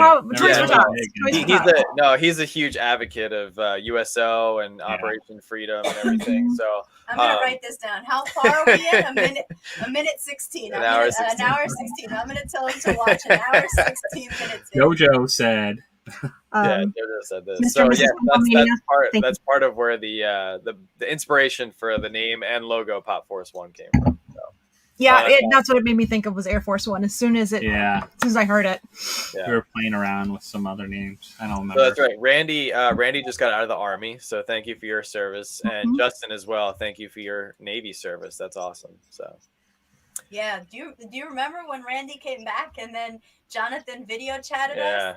Was awesome. It was insane. Yeah, that was insane. They opened so many pops. Yeah. So Randy was deployed, and then when he came back, can you imagine just imagine buying mystery boxes and all the stuff you don't tell Shannon that comes in the house for a whole year, and then you come home and you get to open it all up. Like, can you imagine? And he was video chatting us, and they're stepping over boxes and and you see grails. Yeah, they're just uncovering grails. He's like, "Oh, I won this from Spastic. Oh man, I won this for $7 a pop." Triple grail. Yeah, he bought multiples of grails because he's like, "Oh, I didn't know I bought this. I bought this twice. I won this in a waffle. I got this." And we're just watching I grabbed the phone and I'm like.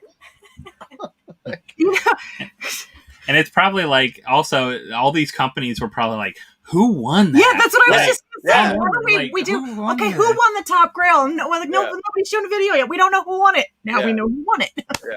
It's been sitting on someone's couch for. It's funny because Joanna and I think Jonathan were talking, and Jonathan was like, "You don't understand how many boxes are in the house right now." And Joanna was like, "Look, you guys are going to be excited, but when you get home, take out a notebook and write down what you got from each company so you can make sure that you got all your orders, number one. Authentic. Yeah, and make sure that, because some of the pops unfortunately ended up being fake. I told Jonathan how to go through it because, my organizational mind, I was like, oh my God, I should fly down there. I should help them organize, And then I told them, I was like, okay, write it all down. No, they didn't write a single thing down. They just started ripping through stuff. They were opening so much. Yeah. And then he was like, oh, you have to come by later so we can write down everything I got. I was laughing. It was just, it was a lot of pops. Yeah. And it was I mean, think of just Teresa, for what, almost a month? Yeah. We told Teresa. She has so many boxes. She's got a video or FaceTime or something. Yeah, she knows. She knows when she comes. Instagram Live. I was going to say, she's going to go live. All right, guys. Opening the front door. She got to go Instagram Live. Yes, absolutely. Instagram Live for all of us. Because, she probably has at least 2 or 3 grails that people have been wondering. At least. Top hits of boxes, stuff like that. it's I can't even imagine because Yeah. the first she left, like the first day that she left, she took a picture of like I guess her ring doorbell or something, and there was like 10 packages outside, and that was the first day she left. So she's been gone for a month, and Yeah. she's been wanting to go back home. So you know when people want to go back home, they probably have like Yeah. a buying problem. You know, whenever I'm like, oh, I want to go look home or I Yeah. want to go do something, I start going Start on spending money. I Yeah. start You're bored. You're sitting at a place that you're not around other people you know and things like that. So And she's in Arizona right now, right? yeah. Yeah. It's warm over there, but she's stuck working most of the day, so she's just Yeah. waiting to come back home. She has an end date, so her end date is Wednesday, so she will be home next Wednesday around midnight. So Thursday We'll be awake. We'll be counting down the hours. No, No, she's just gonna kidding. sleep. I'm We're kidding. gonna do I'm it kidding. Thursday. Hey, so Kenneth, thank you so much for your service in the National Guard. And Married to a Nerd, thanks for hanging out. Yeah, go film some videos. Oh, in case you guys didn't know, Married to a Nerd hit 100 subscribers today for their channel. Oh, that's awesome. So that's a big milestone. The first triple Yeah, I digit. feel like we were just saying, oh, they started their channel. Yeah, Now they it's just like, boom, started. Yeah. 100. Absolutely. So I think that's a good segue into we have Josh, you have a giveaway for tonight. Yeah. And then our giveaway is really any comment on our video. We did team slap, team yeah, that was my other beef. Team Professor. So team either slap. one. Can we go slap shot? Team No, slap we just shot. got team slap. You Team don't slap. No, I don't like team slap. Team JoJo. I'll take Team JoJo over Yeah, JoJo. I'm sorry, but every time you say JoJo, I think of that kids cartoon. that clown that thing. girl in there, JoJo. JoJo like, Siwa, yeah, the Yeah, bow, the girl with the bow. The girl Yeah. with that weird, Oh, like, That'd be a good pop. or something. She's huge. Pop though. that. Follow her. She So is. You just get your name after that, and maybe people think, "Oh, I'm following the wrong person." Oh, whoops. Oh yeah. So what? I'm sorry, I don't recall. What are you guys giving away? You were giving away. We had I thought it was the Bart. The the Simpsons Bart, box, the right? gangster Bart. What'd you do Where with is them? Are they over there in the box? He might be. We were doing. Yeah, we have two small Yeah. channels that we want to shout out. So we have gangster Bart, Nice. the best Manhattan in Springfield. Cool. All right. So you said it was on your video, right? From Yep, from today. on today's video. Cool. What was and it was just hashtag. It was supposed to be like Team Slap or Team Professor. Professor. Just do hashtag team, Okay. and that should pick up anyone that does it. Professor Josh, he's ready. I know. That's what I was saying. He already has Monday stream up, and like I barely got this stream up like 2 hours before. And you put the wrong time on it. Whoa. Let's It's relax. okay. I caught that luckily. Yeah, you did. Thank you. I appreciate I it. was waiting for 6:30. People would be waiting at 6:30 for you. Like, we're Where's done. Is you okay? Sasha? You should have You let okay? Yeah, you should have let it be in a mistake. Oh, I saw someone post something. I gotta have about to watch that. Yeah. All right. Hashtag team. All right. Get YouTube comments. All right. So we got 14 unique Oh, comments so I'm on gonna there. be entered in it too. So if you land on me, just do it again. Tell Are you- anyone they want to add. They got some time because some people might not have watched it yet. Oh, okay. So yeah, That's let's true. drop the video. That's true. Yeah, Oh. because That's right, because some people even mentioned they had Yeah. Do you want to do it Monday night after? We can do it. I mean, they can comment on it now, and then they can go back to watch it. Okay, here I'll drop the link then. Yeah, usually hashtag Team Shannon on most of Professor Josh's. I'm always. I sometimes I do hashtag Team Bree just to mess with everybody. Hashtag Team something. Team Slap, Team Slapshot. Team JoJo, Team Team whoever you want. Yeah. Team Taco Bell, whatever. Taco Bell. Nah. We need to. I'm excited for. Well, we'll be doing like more channels, or more people. It doesn't even have to be channels. So we'll be eating with. So if they don't have a channel, what we'll do is we'll just eat on the live. Team Matt. LOL. Team Matt. Yeah, I'm really happy with how everything went today. It was a lot of fun and getting to We see. were excited to start. I was so excited. We were so excited to excited. see you guys eat. Like we just kept talking about it. I was like, I wonder what they ate. I wonder what they had. I wonder if it's good. I wonder if they liked it. And then we went to bed, and I was like, what time is the video tomorrow? Noon. Oh, we got. I'm like, it's the same time as our video. What do you mean? What time is the video? Yeah. No, it was exactly like everyone loves to eat. So I don't know. It's just I wanted to be different. I wanted to have something, not that like food is any kind of groundbreaking idea, but Hot. What? The cupcakes.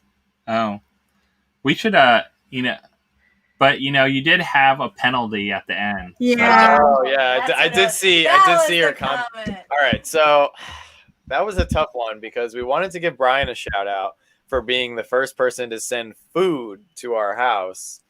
So that's why that was. Yeah, in there. John's like, Brian's sending you pound cake. And I'm like, sometimes when John says stuff, I'm just like not processing. I'm like, who's sending us food through the mail? And then he's just like, Brian, I was like, oh, okay, what is he sending us? He's like, oh, he's sending us pound cake for your birthday. And I was like, oh man, this sounds good. I've gotten a couple things. So one of the things we got earlier in the year was actually honey. So yes, honey it's so good. They did from their own they actually have their own hives at the house. So that's amazing. They sent us honey. Mm-hmm. So Matthew from Dark Eye. Sorry, babe. Sorry. That's awesome. It was good, honey. Yeah, Carlos, we'll definitely have to set something up. We will for sure. Yeah, we have a couple people on the board, so if you guys want to eat food with us, reach out to us on Instagram. We have the next couple of people in our heads planned out. We just need to reach out to them. It's been a crazy week. They don't know they're doing it with us yet, but we know. Yeah. But we know. Yeah. But reach out to us. We'll get you guys on the board. I think right now the board is like 20 people deep. But if you guys reach out to us, then we'll put you before other people. If you guys are already reaching out to us. Oh, news alert. This just in. A bunch of pops are dropping right now at Hot Topic. We now go live to our Hot Topic correspondent, Brett. Yeah. What are you posting in the chat, the group Instagram chat? Brett is awesome. He's always Wait, no. Didn't you tell me you weren't going to be buying pops for a little while? Didn't you promise me that? Oh. Buying pops? No, but look at him. That looks like you when you're about to come up with an excuse. You didn't say anything about trading for pops. No. We don't have the largest house, and right now our love seat is now a box storage area.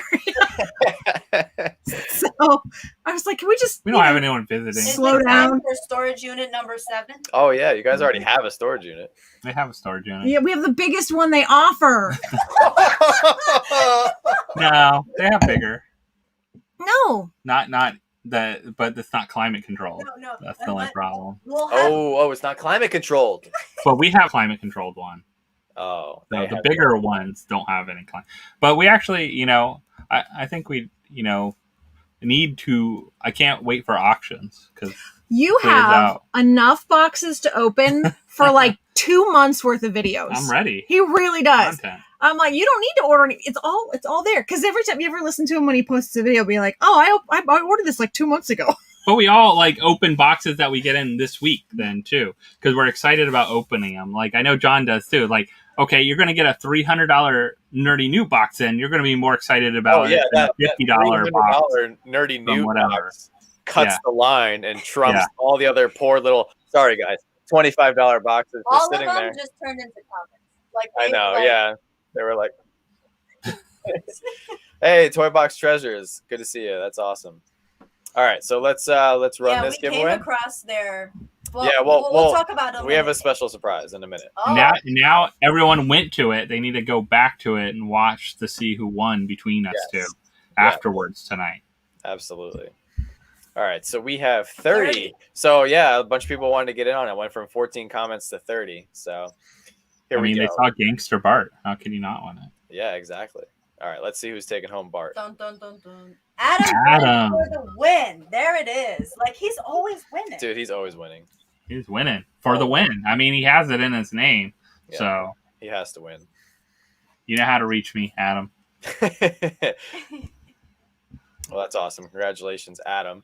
And I'm really happy that this channel just jumped in the chat because they are one of 2 channels that we wanted to shout out tonight. So we recently just found them, or I don't know, they found us, and they found us, and then I clicked them, and I was just like, "Oh, this is cool." And then we binge watched like 3 of their videos, and then we were like, "Okay, we're going live tonight. We're gonna shout them out." Yeah. So we went into our inventory, which is a lot right now because of our upcoming auction. So I know Joanna's very excited to get some space back in the house as well, so she can relate, Shannon. So we're going to be giving away an Inspector gadget because we want to send everybody over to Toy Box Treasure Hunters. We watched a few of their videos tonight before the live, and they have an awesome family channel. And we're super pumped about family channels. Yeah, it was really. Yeah, he does it with his kids. Yeah, it was. Excited. I love seeing videos of like parents with their kids because just seeing the excitement in the kids' faces when they pull something. And sometimes the parents are even more excited, which is even funnier because the kids are like, "Okay, chill out, Dad." Yeah, exactly. So we're gonna get everybody going over to their channel. I don't remember. I think they were, what were they, around 400 subscribers? No, they were like 360 something. They were about to hit 400. All right, so we got to try to get them to 400 tonight. So they're at 378. So we just need 22 people. I think we can do it. So I think the great thing about having a variety of people on video is different people are excited for different things too. Like just like we like Vince and Gabby the other day. Like Gabby was super excited for something, and Vince was surprised. Like, oh, I thought this would be like a pop we would just sell, And she was like, when she pulled it, she was like, oh, I wanted this so bad, I want this pop. Like I was looking for this. So it's always interesting, like having everyone has their different wants and like things excited about. Yeah, nice. She likes the creepy stuff. So it's funny when they open up creepy stuff and he's like, ugh. And she's like, I'm going to put it next to my bedstand. Yeah. And it's just like, oh, that's creepy. Yeah. But then she has like Disney princesses too. So she collects both. Like I think I sent her over Olaf and then I sent her over. She has Olaf like mixed in the creepy clowns. Poor Olaf is kind of creepy. So.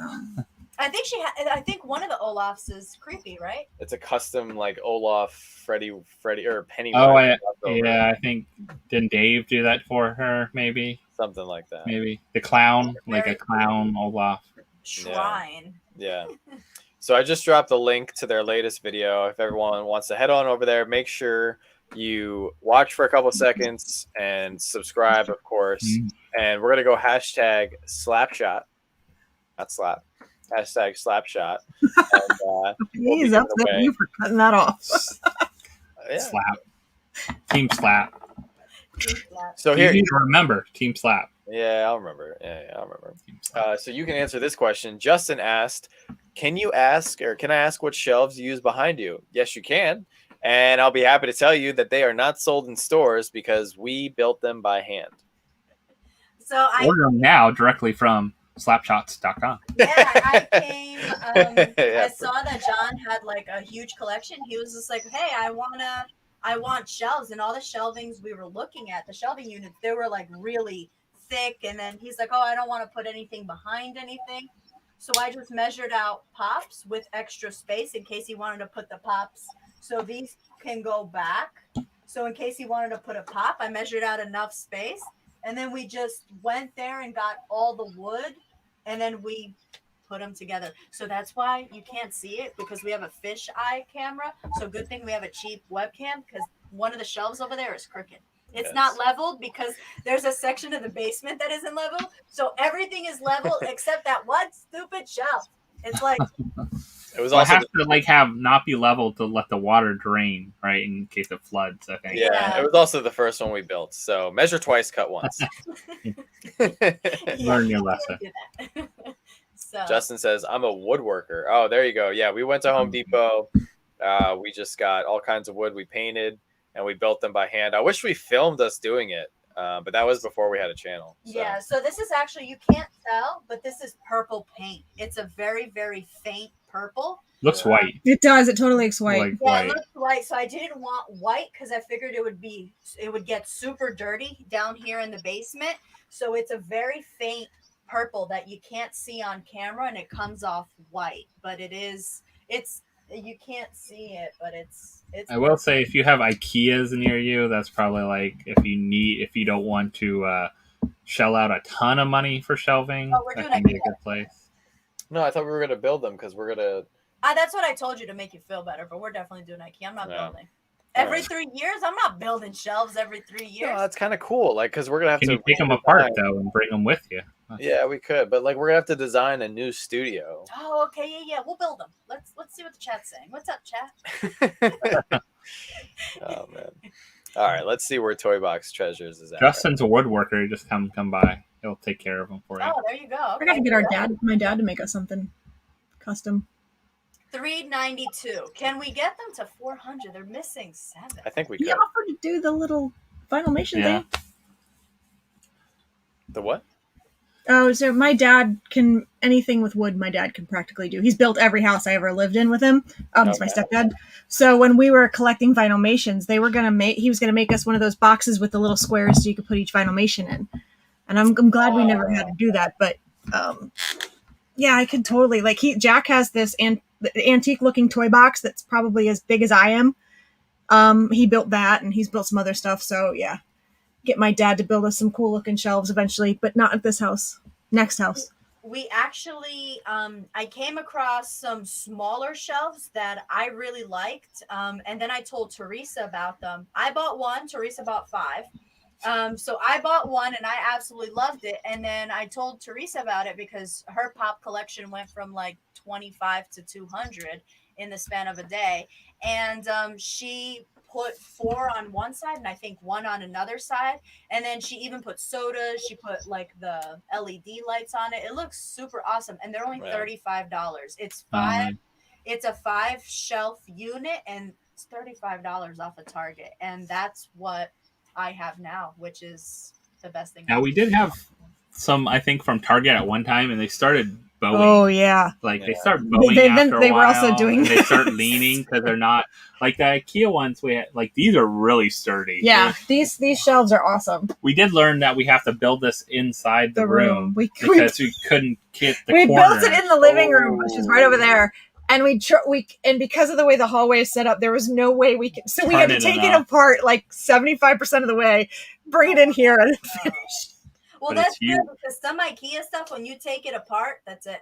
Yeah. You can't put it back This together. was pretty easy to build, because they're like all they are is, aren't they just like a screw in each thing? Yeah, and then you lock it into place. Lock it into place. It's Yeah, so we've got several of these, and then we've got several of the bookshelves out in the living room. But these so- these I like because we kind of set them up as displays. The only thing I don't like is they're a little too small Right. to fit 2 actual pop armors on top of Right. each other. You can fit like 2, literally regular, like 2 obviously. millimeters off. but yeah, they're just Yeah, too small for if you've got like a You can hard stack. You can do a hard stack and a soft, but you cannot do 2. 2 hard 2 stacks or of 2 the- pop armors. When Two I pop was armors. measuring, was it this notebook actually? So when I was measuring, John, this is like, but I We- need to put hard stacks. Yeah, so we didn't- I had we to didn't account. remeasure the entire thing. But we didn't account for armors, so that's why Yeah, like a some little bit. of these pops they're turned sideways because I have to put some of them in armors. Yeah. Right. Well, that's what the good thing is about the IKEA, the book, not IKEA, but the Billy bookshelves that we have out in the living room. You choose where the heights of each shelf. So You can move it. The IKEA Yeah. one. They're IKEA Billy shelves, right? yeah, IKEA Ours Billy. are screwed in, so. Well, that's Gosh, why yeah. I want a Thank you. custom. I guess I'm doing it by myself, but I If you do it by yourself, it's gonna be on the floor. all right, relax. I have skills. Wait a minute. Are you telling me that both me and Joanna are better at woodworking than the 2 guys? What are you Yes, talking 100%. about? Oh no! I saw that woodworking? rabbit hutch you tried to make. Don't even start. Yeah, who had me make a rabbit hutch that we never had We a never. rabbit? Okay, She couldn't catch. I That- spent $100 of material for a rabbit hutch. yeah, but that Oh, rabbit yeah. hutch was terrible. I could have done a better job. But anyway, Uh huh. there was this rabbit running around the neighborhood, and it was obviously domesticated, and everybody was feeding it. You could see people go out at night leaving like lettuce and carrots and stuff, and I got my fingertips right this close to it, and then it took off. Never got him, but I was hopeful. But anyway, yeah, his carpentry skills. That's why I went to college for computer. I'm good at many things. Maybe that's not one of them. Yeah, No. I'm more the. You're more hands-on. Yeah, I was just like, okay, I have a vision. This is what we're gonna do. I gave him all the measurements, and then I'm the technology guy. yeah, I measured everything out, and I said, this is where you're gonna cut. I'm really good at getting coffee. At first, I was doing the saw, and then I was like, why am I doing all the work if this is for his pops? And then I was like, okay, here are the measurements. Here's the wood. This is how you need to cut it. Joanna, every shelf in here, I bought. Not him. Me. She wanted them. Yes, I wanted them because everything was so disorganized. She wanted them. That's why. Like, John had everything in buckets. It was everywhere. And I was just like, it needs to be aesthetically pleasing to the eyes. And I was just like, we can't keep tripping over stuff. So, yeah. Right. I was afraid I was going to like step on a grail and have him get pissed off at me. I was like, no, we have to put this stuff up. Yeah. It's like John. Shannon says that as you just pushed back Loki for your demonstration tonight. Oh, it's all off now. Everything. Hey, I'm gonna. Hey, look, it's Freddy. don't touch Freddy.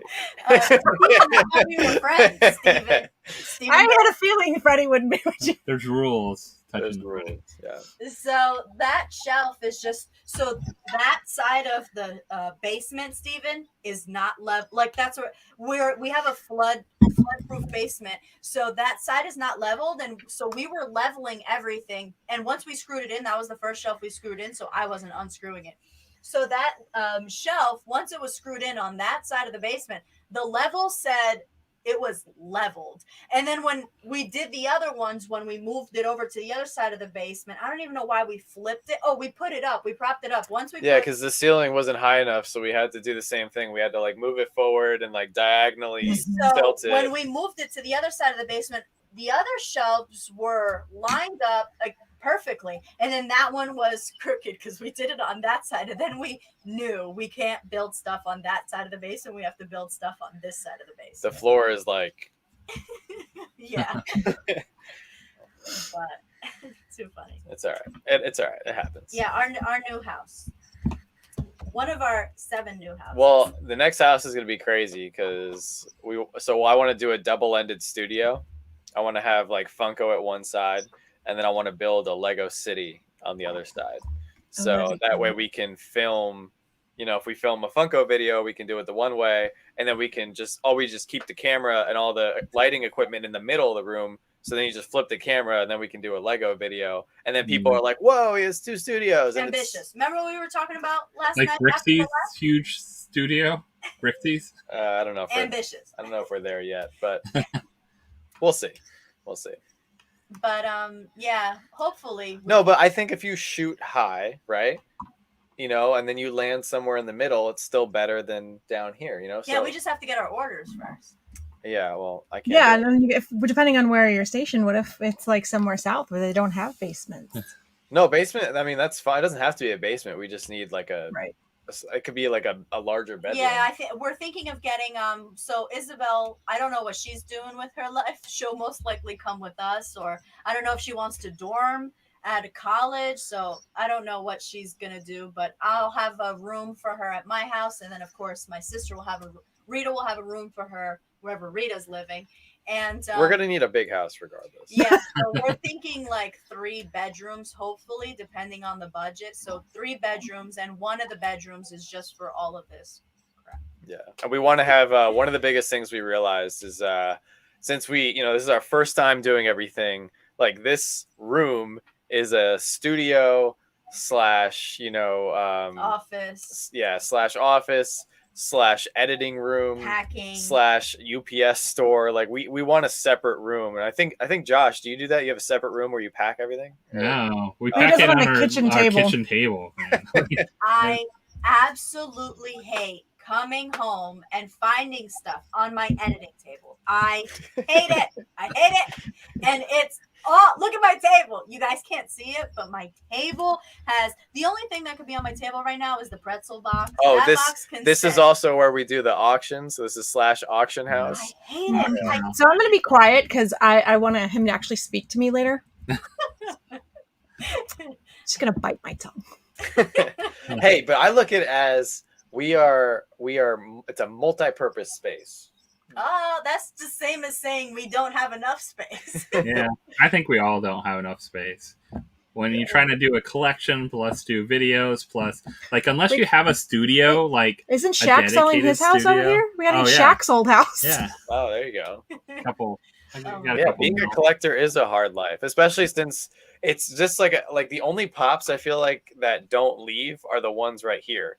Everything else in the room like goes through a cycle. Like you buy, you open in a mystery box, you trade it, you sell it, you auction it. It's a giveaway. Like there's just and then it's like it comes in a box. Turnover rate. Yeah, it comes in a box, and then like sometimes in the same day, that pop will be opened and then put in a different box, different label, shipped out. See, I would like something where if it was, so what we don't have, because we don't have enough space. This is not like his fault or anything. It's just this house is just too tiny. I want like, okay, if he opens up boxes or we do it on a video that we have, like we try to do it now where we have designated space where, okay, these are the ones we're going to keep. And then these are all the ones that we're going to sell. And the problem is because this place is so small that we can't just have like, I just need dedicated spaces for these things so I know everything goes so that it's not just here and here and here, which it is right now because we just don't have the And I'll take ability. stuff over to storage. Like Right. I go to storage a few times a week because I'll take stuff and then I'll bring stuff back and then I'll take stuff and then you have to organize storage and then you're like, oh, auction's in like 2 weeks. So I got to get everything prepared and I don't want to be everywhere. But like the last couple times we built mystery boxes at the storage unit. Mm-hmm. I bet in fact for Christmas I got him lights. We just build them there these and leave camping lights that he could put in the room so it's bright. But I mean, I love books. I'm a book collector. But I can't see my books because there's pops in front of all of them, and that's annoying to me. Thinking of so there's got to be a balance here. But I think there's always like the problem. I think is also like trying to figure out like, okay, we're gonna keep this for a little while, or I want to keep this for a little while longer because we're both. I don't like to just flip stuff all the time because I know it will go up and like, okay, wait a few more months and you're going to get $20-$30 more out of it than if you flip it right now, you're going to get what you paid for it. Right. Like you're not going to make any money and then you're paying your whatever percentage fees on whatever place you sell it. So you're going to get hit with that. So I think that's a hard part. But I think also a hard part about us being collectors I think being collectors, it's hard because getting stuff in or buying someone's collection, you're like, oh, what do I keep and what do I sell? Or if you get stuff in mystery boxes, you're like, oh, I want to keep this because I think it'll go up over time. I know how this collection works. And I think that's a lot harder than like the people that don't care, that just buying stuff and selling stuff and they don't really care. Or they keep a really small niche collection, like only collect these things, that's it, like only collect this, like. But when you start collecting like Marvel and Star Wars and throw in a couple other, those are like never ending lines. Oh, yeah. If I didn't care, like if I didn't have any attachment to any of these characters or any of these lines, like I would have cashed in on all of these a long time ago, But it's sad though, because people who don't care about the hobby as much as we do, and that's okay, like everyone doesn't have to be like us. But the sad thing, though, is, some of these very rare pieces, the more times they change hands and the more times they go through the mail is a higher chance that they'll be damaged. Right. And, Funko's not, all these con pieces and these limited edition exclusives, like they're not going to be remade, So, and that's what helps make the prices go up. So, but. Are you guys thinking of moving?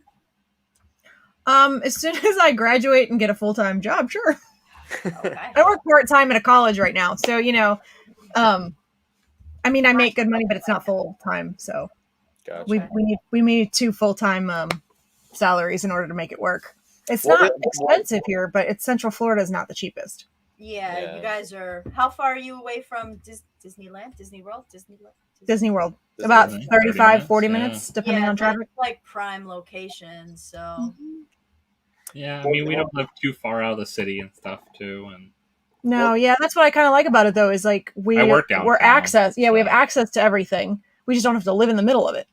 Yeah. You know, I don't have to deal with Orlando traffic unless I really want to, but I don't. So The other thing I was gonna say, at least for Josh and I, we just started our channels. Like, I don't think either of us like a year ago really thought we were gonna be where we are now. So it's not like we moved into our current places knowing I we think were he's gonna have a always had a lot. channel. right no. there, yeah, Or this is we didn't know we were going to be doing auctions, or we didn't know we were going to have like a patron program. We didn't know we were going to be doing mystery boxes or whatever, or buying this much stuff and turning it over. Like, so I feel like we're just making the best out of the space we have. Yeah. I mean, I don't know if it was you, if same as you, but it kind of snowballed. Yeah. Like it started slow, and then like I remember getting a Funko in a mystery box like a couple years ago, and then we'd see them out and be like, oh, these are cool. We grabbed the ones that we liked, and then it just kept going Well, and then Well, I think in the last like year or two, about 2 years, the last 2 years, we've been getting more stuff, and I think it's just got back into collecting. It was something different to do. right. I wasn't doing other things I used to do. Yeah, you weren't doing all your education. So I stuff used to do anymore. a lot more like blogging and like traveling and conferences and startups and all kinds of other stuff that kept me really busy. So when I started doing like you had collecting, a lot, Professor Josh, because Yeah. you're always like, I was part of this, I was part of this, I was part Oh of yeah, this. I know. I think that's always- part of the that's- thing that spurred this too, was when all of that sort of waned and sort of stopped. Like he was putting so much into it, and other people weren't. Like he was doing so much work to keep these things going, and the people who were working with him was kind of letting him take all of this on his shoulders, and he was getting frustrated with it because they were like, "Oh, Josh will do it. Josh will do it. Josh will do it." It's just like, He's no, the best no, part no. of Pop Force One, though. Like He he's is. the most organized. He is. Yeah, you can tell that he's very good at what he does. How about I send you a picture of my living room and I'll tell you whether or not he's the most organized? Well, he's Okay. he's the best at like Technology. like having stuff Yes. ready, like going, hey, are we doing this? Yeah. Are we doing this? I mean, I'll give him that. I'll be like, where does this box from? And he'll look at it and be like, no, that's this. This goes here. He knows. That's for this. Off That's the top for of his this head. video Yeah. I plan on doing. That's why I'm not taking it to storage, because I plan on doing this Right. video in the next week or whatever. Oh no, that's for this. We're doing that for this video. He's got it all. I don't know how he does that in his head of his, but he does. Yeah. And I think that's all of us. I would say in the last year, though, I think that's why like collecting has become a lot bigger too, because a lot less people have had the opportunity to do other things that they used to do. Right. Passions. Yeah. I mean, truthfully, that's why some people are spending a lot more money, because they're not traveling or going out or doing things they might have spent money on before. Right, which is why we talked about this, and I heard you talking about it earlier. Playing cards and baseball cards and Pokemon cards are just. Those are all because they're things that you don't have to go out and do. They bring different kind of excitement, but also I would say it goes in those flows too, where people remember doing certain things when they're younger. And I think, like, I remember when I was younger, basketball cards and that were huge. Like, all those kind of things were huge for a while, and then they died off. And then it goes in those ebbs and flows of collecting stuff.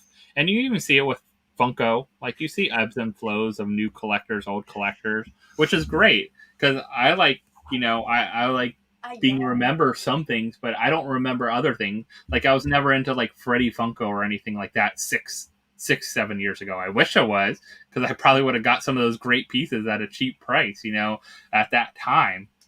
But I was into like Marvel and Star Wars and then other pop culture stuff that I loved. Like, those were the things I collected because I liked those things. So, it was like I think at that time too, I didn't worry about collecting for as like limited pieces as well too. Yeah, when we first started, it was just what do you like? Right? We just grabbed what we liked. Everybody's picking on Joanna. I thought nobody caught me yawning, but it looks Oh, like. by the way, Toy Box Hunters is only 4 away from 400. Oh, he's only 4 away, guys. We got to get him there. Guys, he's 4 away from 400. Let's Come on, we can do this. We Go- got 52 people go find in here. some cousins, some girlfriends, some boyfriends, some friends. Yeah, some wake up your girlfriends neighbors. and boyfriends. You Yeah. know? I will say it's hard to also give up collections. So, for example, I have Magic the Gathering collection from the 90s. God, yes. I still have it, and I always kind of like hold off on selling it because it's still popular. Yeah. So I'm afraid if I give it up now, 10 years from now, it'll be worth 5 times the amount.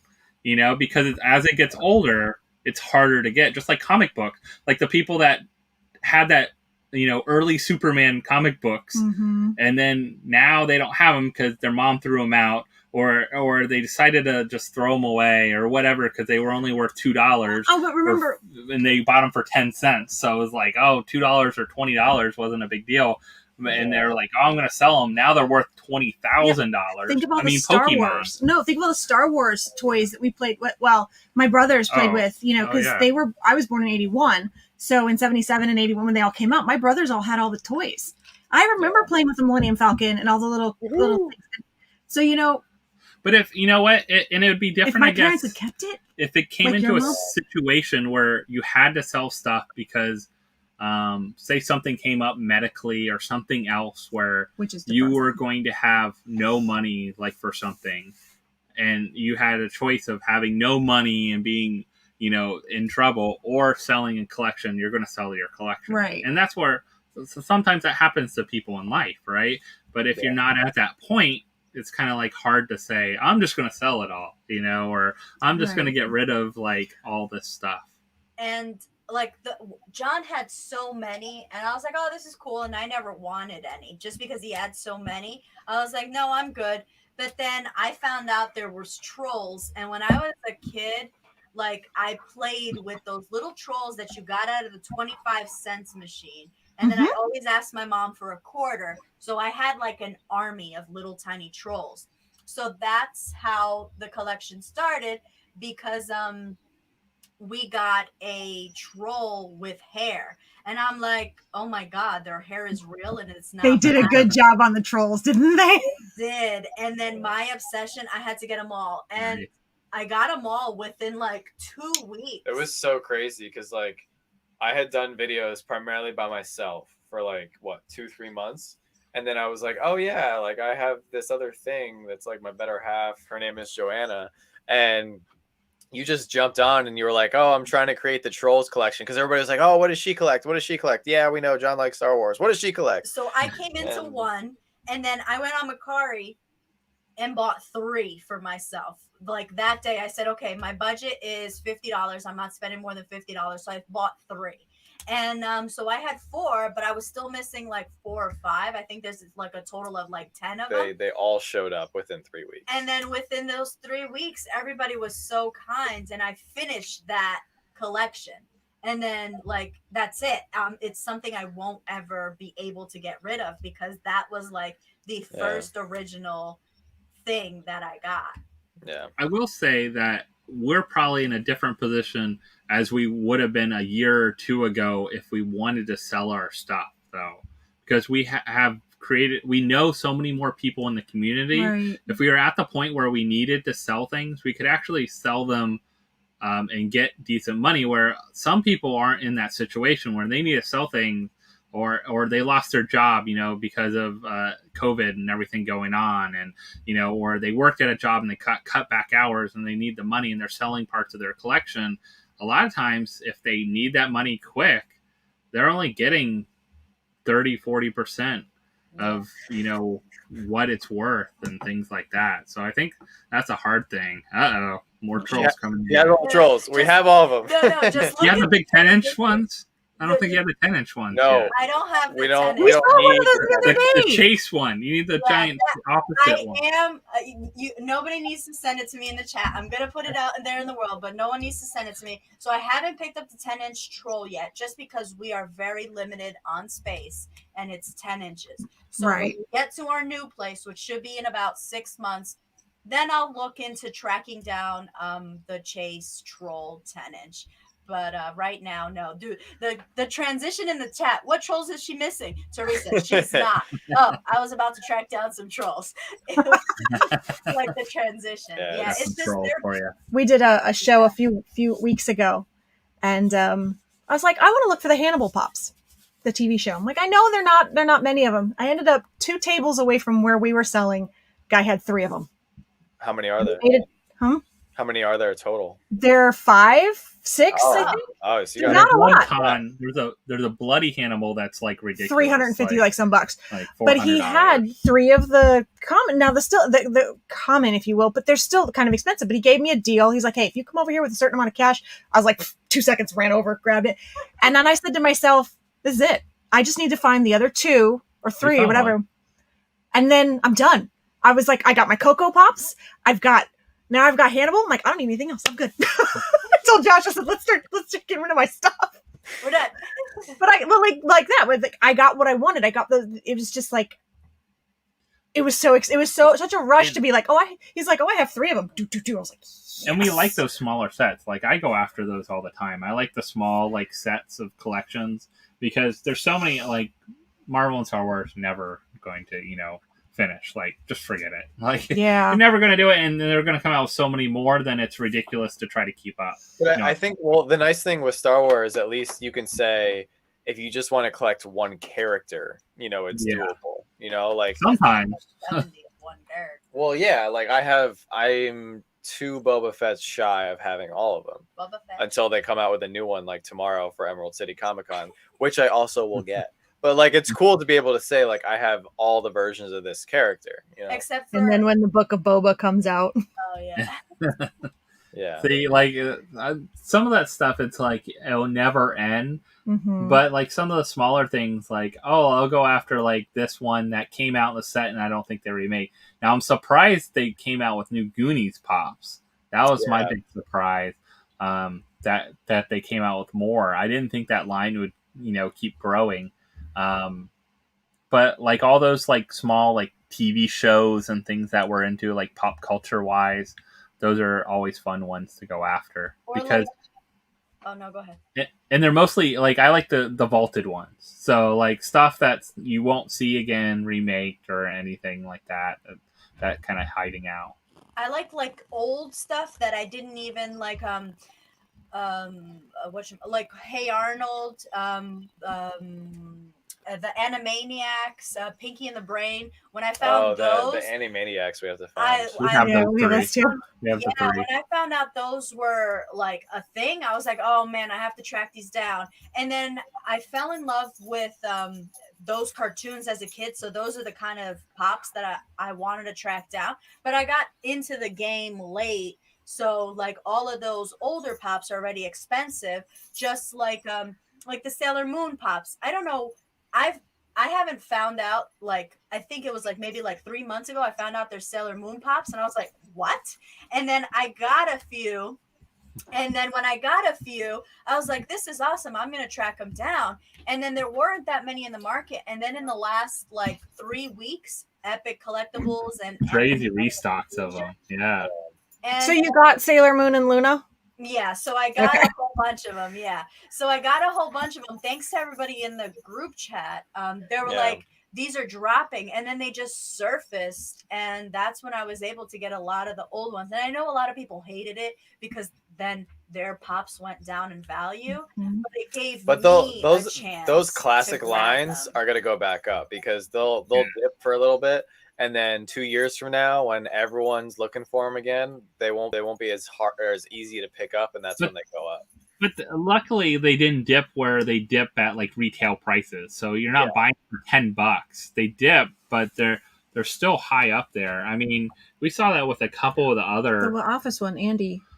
a couple. The Burt Macklin one did it. Yeah, I mean, Burt Macklin went down with Parks and Rec, and then he's back up a little bit. He's like $30 again. So he's not $90, but he's $30, and then more Parks and Recs are coming. So if they don't remake him again or redo it again, then he'll go back up to probably $50 or something at that point. You know. So Sharon, I see a lot of people saying this like all the time now. So a lot of people are disappointed that they only got into collecting now, or they've only been collecting for like 3 months, 6 months, a year, and they look at, they judge themselves against other people that have been collecting for a long time. You can't do that because you're in the game today.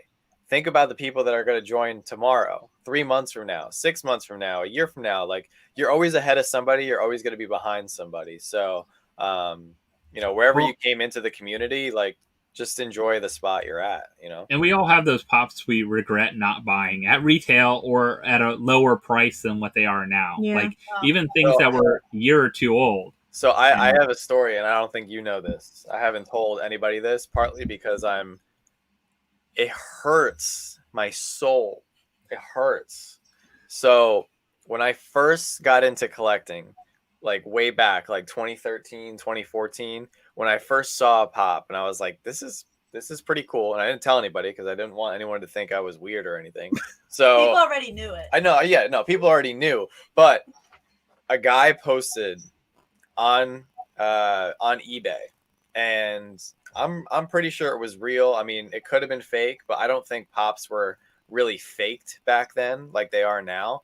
And I remember seeing like pops back then, like if a pop was like $100 or $200, like that was a big deal. And now, like, there's so many pops that are worth $100 is not that expensive for a pop nowadays.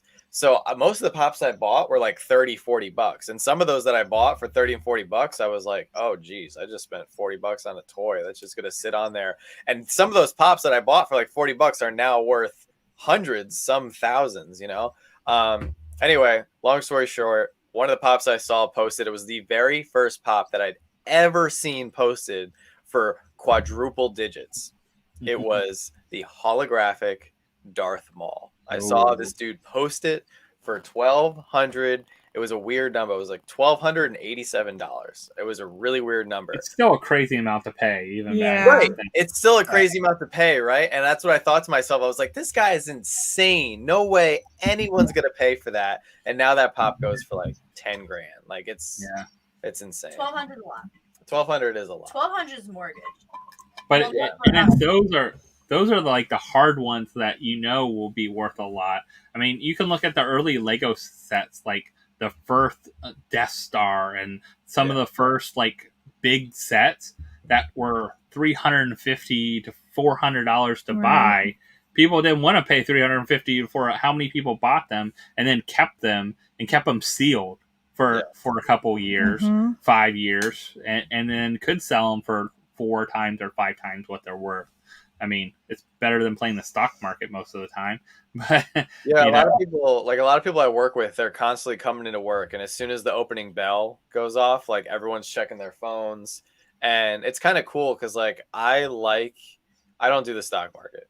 I never really trusted it. I never wanted to get into it, but I really like toys and stuff that I like, because I know at the end of the day, if a lot of this lost value, which some stuff I would be very surprised if it did lose a significant amount of value, just because of how limited it is and of how many people that like I don't think Spider-Man's ever going to stop being popular. Like, I don't think, it's going to get to a point where people I mean, it might, but are we ever going to get to a point where people are like, Spider-Man's lame, and like no one wants to go see the movie? I don't think we will, because he's a relatable character. He's a pop culture icon, so I like investing in stuff that I like, because at the end of the day, if your collection's worth nothing, I still want to keep it. It's still cool to me. And all these fake pops, who's going to want to buy fake pops? Exactly. Who's going to want to buy all these fake pops?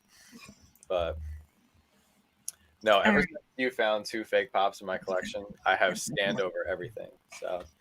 All right, I gotta bounce. Unfortunately, I have some homework to finish up. Oh yes, I'm sorry. It's not due until Arizona time, which is like 2 hours from now, but I want to make sure I get it done. Oh no, we're gonna do the giveaway, and then we're gonna wrap it up. So thank you, Shannon, for helping us out with the extra video this week, and we're gonna be pulling for you and up until the finish. And good luck with your homework. Yeah. Thanks. Yeah. Bye, everybody. Have a good night. Bye. Oh. Yeah. I'll sit in the comfy seat. Yeah, you can have the comfy seat. I took the comfy seat today. It's like sitting for 3 hours in an auction. And you're sitting in like hard seat, and you're like Yeah. in there. That's what I have. John doesn't love me enough to give me the comfy seat. We're trying to save up for another comfy seat. So Well, it's just room too, because we can't always keep it like in here. We like have a fold up one so we can move it, so we don't have like too many chairs in here at one that's time. what we have too. That's why we have this hard one. yeah, because they fold up. But Yeah. hey, huge congratulations to Toy Box Treasure Hunters. They just hit 400 subscribers. Nice. That's really awesome. So congratulations, guys. Thank you everybody for helping us support them. And let's see. Oh, were you yawning? I know it was like a yawn / burp. Oh, wake up! Where's my wake up? No, it was like a call out John. all right. It was like a burp / yawn. It all He just was came like, out at once. Ah. Yeah. All right, but somebody's gonna be taking home Inspector Gadget. Now I made myself yawn. Yeah, see, that's what you get. That's what you get. All right, I thank you. We still have 55 people watching us tonight. Steven, oh my gosh, awesome. that's awesome. All the way from Australia. Congratulations. Thank God you're a patron of the channel, and I'm sending you a box this month already. So I will add this to your patron box. Thank you so much. Always giving a huge shout out to Steven because he supports us. The time difference is just insane, but he still comes to Pop Force 1. He still comes to our lives. He watches our videos. It's really cool to be able to see that somebody's supporting us all the way from Australia. So, yeah, Boom Baby is right. Is he just like getting up and drinking coffee and watching us? So that He must be. He's maybe like at work, right? Doesn't he say like 12 hours different? Yeah, he's been on for a while, so I'm guessing He told his boss, like, listen, I'm trying to win an Inspector Gadget. What's a Saturday, right, for him? Yeah, well, yeah, Saturday. Saturday. They're ahead. He's in the future. So he's weekend. He's already in the weekend, I think. Oh, he's hanging out. Yes, and we will make sure we'll put one of our new pucks in there for you. So thank you so much, Steven. Yeah, you're playing with them, throwing them all over the place. And so you guys know, Professor Josh and I both have a Patreon program. So if you guys do want to help us out, support the channel, we send, I think, pretty good gifts every month. You know, we try to maximize everyone's patron boxes with as much value as we can. Especially if we get good deals. I'm always on the lookout for good deals, then I can pass along that value to you guys. So definitely check out our Patreon programs. It really helps us out. We have quite a few amazing people supporting us, and it makes a massive difference every single month. So thank you guys. Evelyn, have a great night. She's a perfect example of an awesome person in this community. So have a great night, Evelyn. Evelyn's been supporting us for a while, and she's the best. So. And it's cool. Like we all have kind of different Patreons, like what we do at different levels too. So like all of us that do Pop Force 1 have different stuff. Because I know I do like giveaways at a $10 level if you want just stickers and like the goodies and the entered in like giveaways and stuff. But if you actually want to pop, there's another level. Or if you want a full on mystery box every month, there's another level. So there's always kind of like cool different stuff that we each do. You know, different ways of doing it and that. So it's always fun. Yeah. Good night, Kenneth. Yeah, thank you so much, Kenneth. So Josh, what is your next video that we can look forward to? So I don't have anything for this weekend, so I'll probably keep something for Monday. I'm trying to convince my son to do a video with me too. Oh, that'd be awesome. Trying to convince Jack to do a video with me to do. I got some My Hero stuff in, and he's a big My Hero fan. So I got some of the new mystery minis and a couple other cool things in. So I figured I might do a My Hero one with him. I still need to do. I have them sitting there. Display review. So I have 3 different Funko displays. They're out there, and I want to do that. So I want to get that out for next week. And then, of course, mystery boxes, all kind of goodies. There's all kinds of stuff. I was going through some of them like today, looking for stuff yesterday for the live, and I was like, oh yeah, I have this one and this one, and like, oh yeah, I bought like 2 of these J-Navo boxes. We only did one for the live, and I still have one, and stuff like that. I'm taking a page out of your book just because of everything we just experienced with, there's been COVID delays, with the mail, all for the last year essentially, and then with the major delays we had in December, like there was a couple of times where I was just very short on content.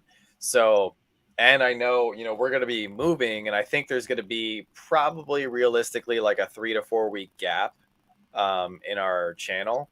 So I want to pre-record as many like videos as we can to try to bridge that gap and keep up our consistency. Yeah, we won't be able to do the 3 videos plus Funko Yeah, Worldwide. well, we probably won't be able to do Funko Worldwide, which kind of sucks because that's my favorite segment to do every week. So, but what I'm trying to do is just stock up on as many mystery boxes, as many sodas, as much content as I can, so I can break that out. And I will say, like, people always said, "Oh, you get all the grails, you get all the grail." But I say, like, a lot of runs, I buy 2 or 3 boxes instead of just one box. So if you buy one box, you get really lucky if you score it. But if you buy 2 or 3 boxes and it's only a 30 box run, you got a lot better chance of getting a grail or something like a top pull out of it. Because I remember that's when I was pulling like Smy and Toy USA, some of their bigger ones. It's because every run I would buy 2 boxes or 3 boxes, just because I knew the quality of the boxes, but also it improved my chances. Yeah, people don't like realize sometimes that we don't use everything we get in for content. Yeah. So like if we order stuff for Pop Force 1 or our couples live, like if we order stuff for our couples, we'll order 3, we'll open 1 and we'll open 2 on camera, or we'll order 3, open 1 on Pop Force 1, and then we'll spread it out because we want to maximize the content. Does Joanna ever go like, "Come on, can I just open that soda not on camera?" Like, sometimes Shannon asks me. Sometimes sometimes we'll get a mystery box in and she'll just like, open it, come on. And I'm like, no, we need it. Like, we need it. But like other content stuff, like that's why I keep stuff for a lot of times mail call things for like when I do like Monday lives, like as a bonus. Like I'll just keep stuff for mail call, or when we're doing Pop Force 1 or something like that. If we need some stuff, I'm like, I'll keep some stuff. Like I know what's come in. Let's open some things that are mail call and go through them because I need to get them open. I'm like, I can't just have them sitting there. Exactly. It's also hard with like we're trying to budget for moving. So our budget has definitely gone down on mystery boxes. Yeah. Well, I think it's changed. Like I'm strategically targeting mystery boxes where we won't lose as much money, so at least I can open it and then get the money back, because 98% of the time we don't get a pop that we're going to keep. Yeah. So we're hoping to get at least value, because if we're not a collector, then we know somebody else like might our enjoy 50 patrons. We have 50 patrons that we end up having to give. Yeah, and it's cool. To. And it's cool because we have so many patrons now. I felt like in the beginning we got, like, for whatever reason, we got a ton of Marvel collectors, Star Wars, and ad icons. So that was tough to try to find those 3 genres, especially ad icons. Yeah, that was really tough. But now we have all over the map. Now we have all over the map. Like we have people that love anime. We have people that love like 80s cartoons. Like history pops. Yeah, everything. Yeah. So now when I get a pop, I'm like, perfect. And now this person will like it. So now we actually don't do pops for some people. We do Lego. Yeah, we've gotten some people into Lego, which obviously Josh is right up your alley. And now we're starting to look for sales or just pick up some Lego sets and send them to people as their patron gifts.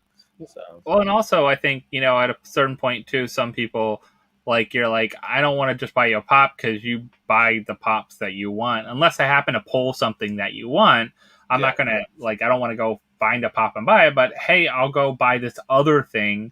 Or if I can go to Disney and use my annual pass discount and get something that someone wants, for a cheaper price, then they would pay for it and can help them out, or those kind of things, Yeah.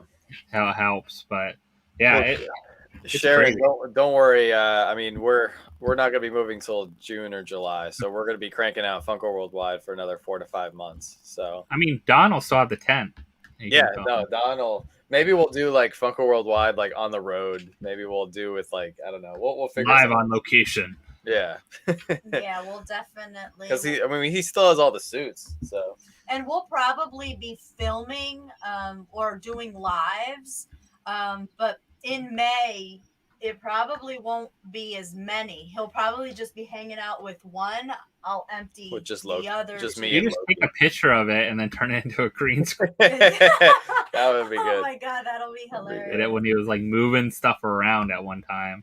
Yeah, that would He be. did a like green screen of what his normal background would look like. Oh, man, that'd be funny. Hey, Carlos, have a great night. Thanks for stopping by as always, brother.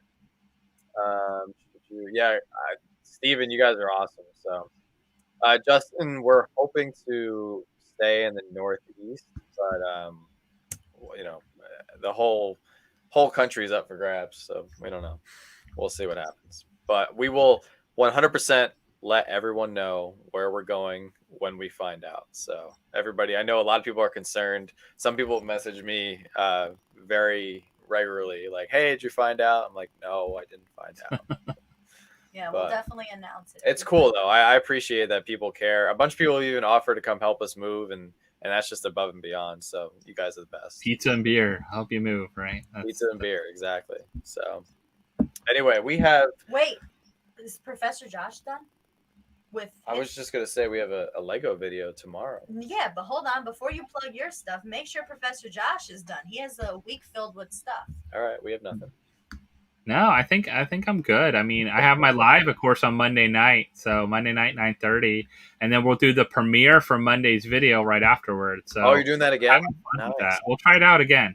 We'll Nice. see if everyone likes it and keep doing it and see how it goes. I think it's a down. great time. I enjoy it actually because Yeah. I get to watch it with a bunch of other people. So for me, it's kind of a enjoyable thing. Plus, then it keeps me on time when I'm doing my live. It keeps me like at that like, okay, we know you'll be here for an hour, and then afterwards this, and I think that helps people too if they have other things going on and hanging out and all those kind of things. And plus, I mean, we already do like at least one or two other lives throughout the week too. We have Pop Force 1, which we're always like 2 hours at least, and then we hang out for an hour and a half afterwards talking about stuff. So we always have like other things going on. So maybe we can do special invites to after Pop Force 1 talk, like special paid invites, VIP invites, right? Oh yeah. Oh, backstage pass. The after show. Fast. Yeah, we usually end up hanging out for a while, for another like hour after the live on. We even say sometimes we're like, all right, we need to get off, and then like an hour goes by, we're like, Vince needs to go to bed. To bed. Vince usually is the one. He's an early bird. Yeah. I'll take a tour of Taco Bell. That's awesome. But after this live, we're not going to bed because I got to post tomorrow's video. So everybody watching, be on the lookout. I know some of you guys saw on Instagram, we went to the Lego store on Tuesday. So we are huge Lego fans and collectors as well as Funko. So we have a little Lego haul to show off for tomorrow's video, and that will be dropping at noon. So noon Eastern. So be on the lookout for that. Sunday, we have Funko Worldwide. We're going to premiere that again. I'm liking the premiere. It's just fun. It's a lot of fun, like you said, Josh. It's a good time. For those of you guys who don't know, Funko Worldwide is our news segment. I saw somebody ask what was Funko Worldwide. So it's our news segment that we do every single Sunday.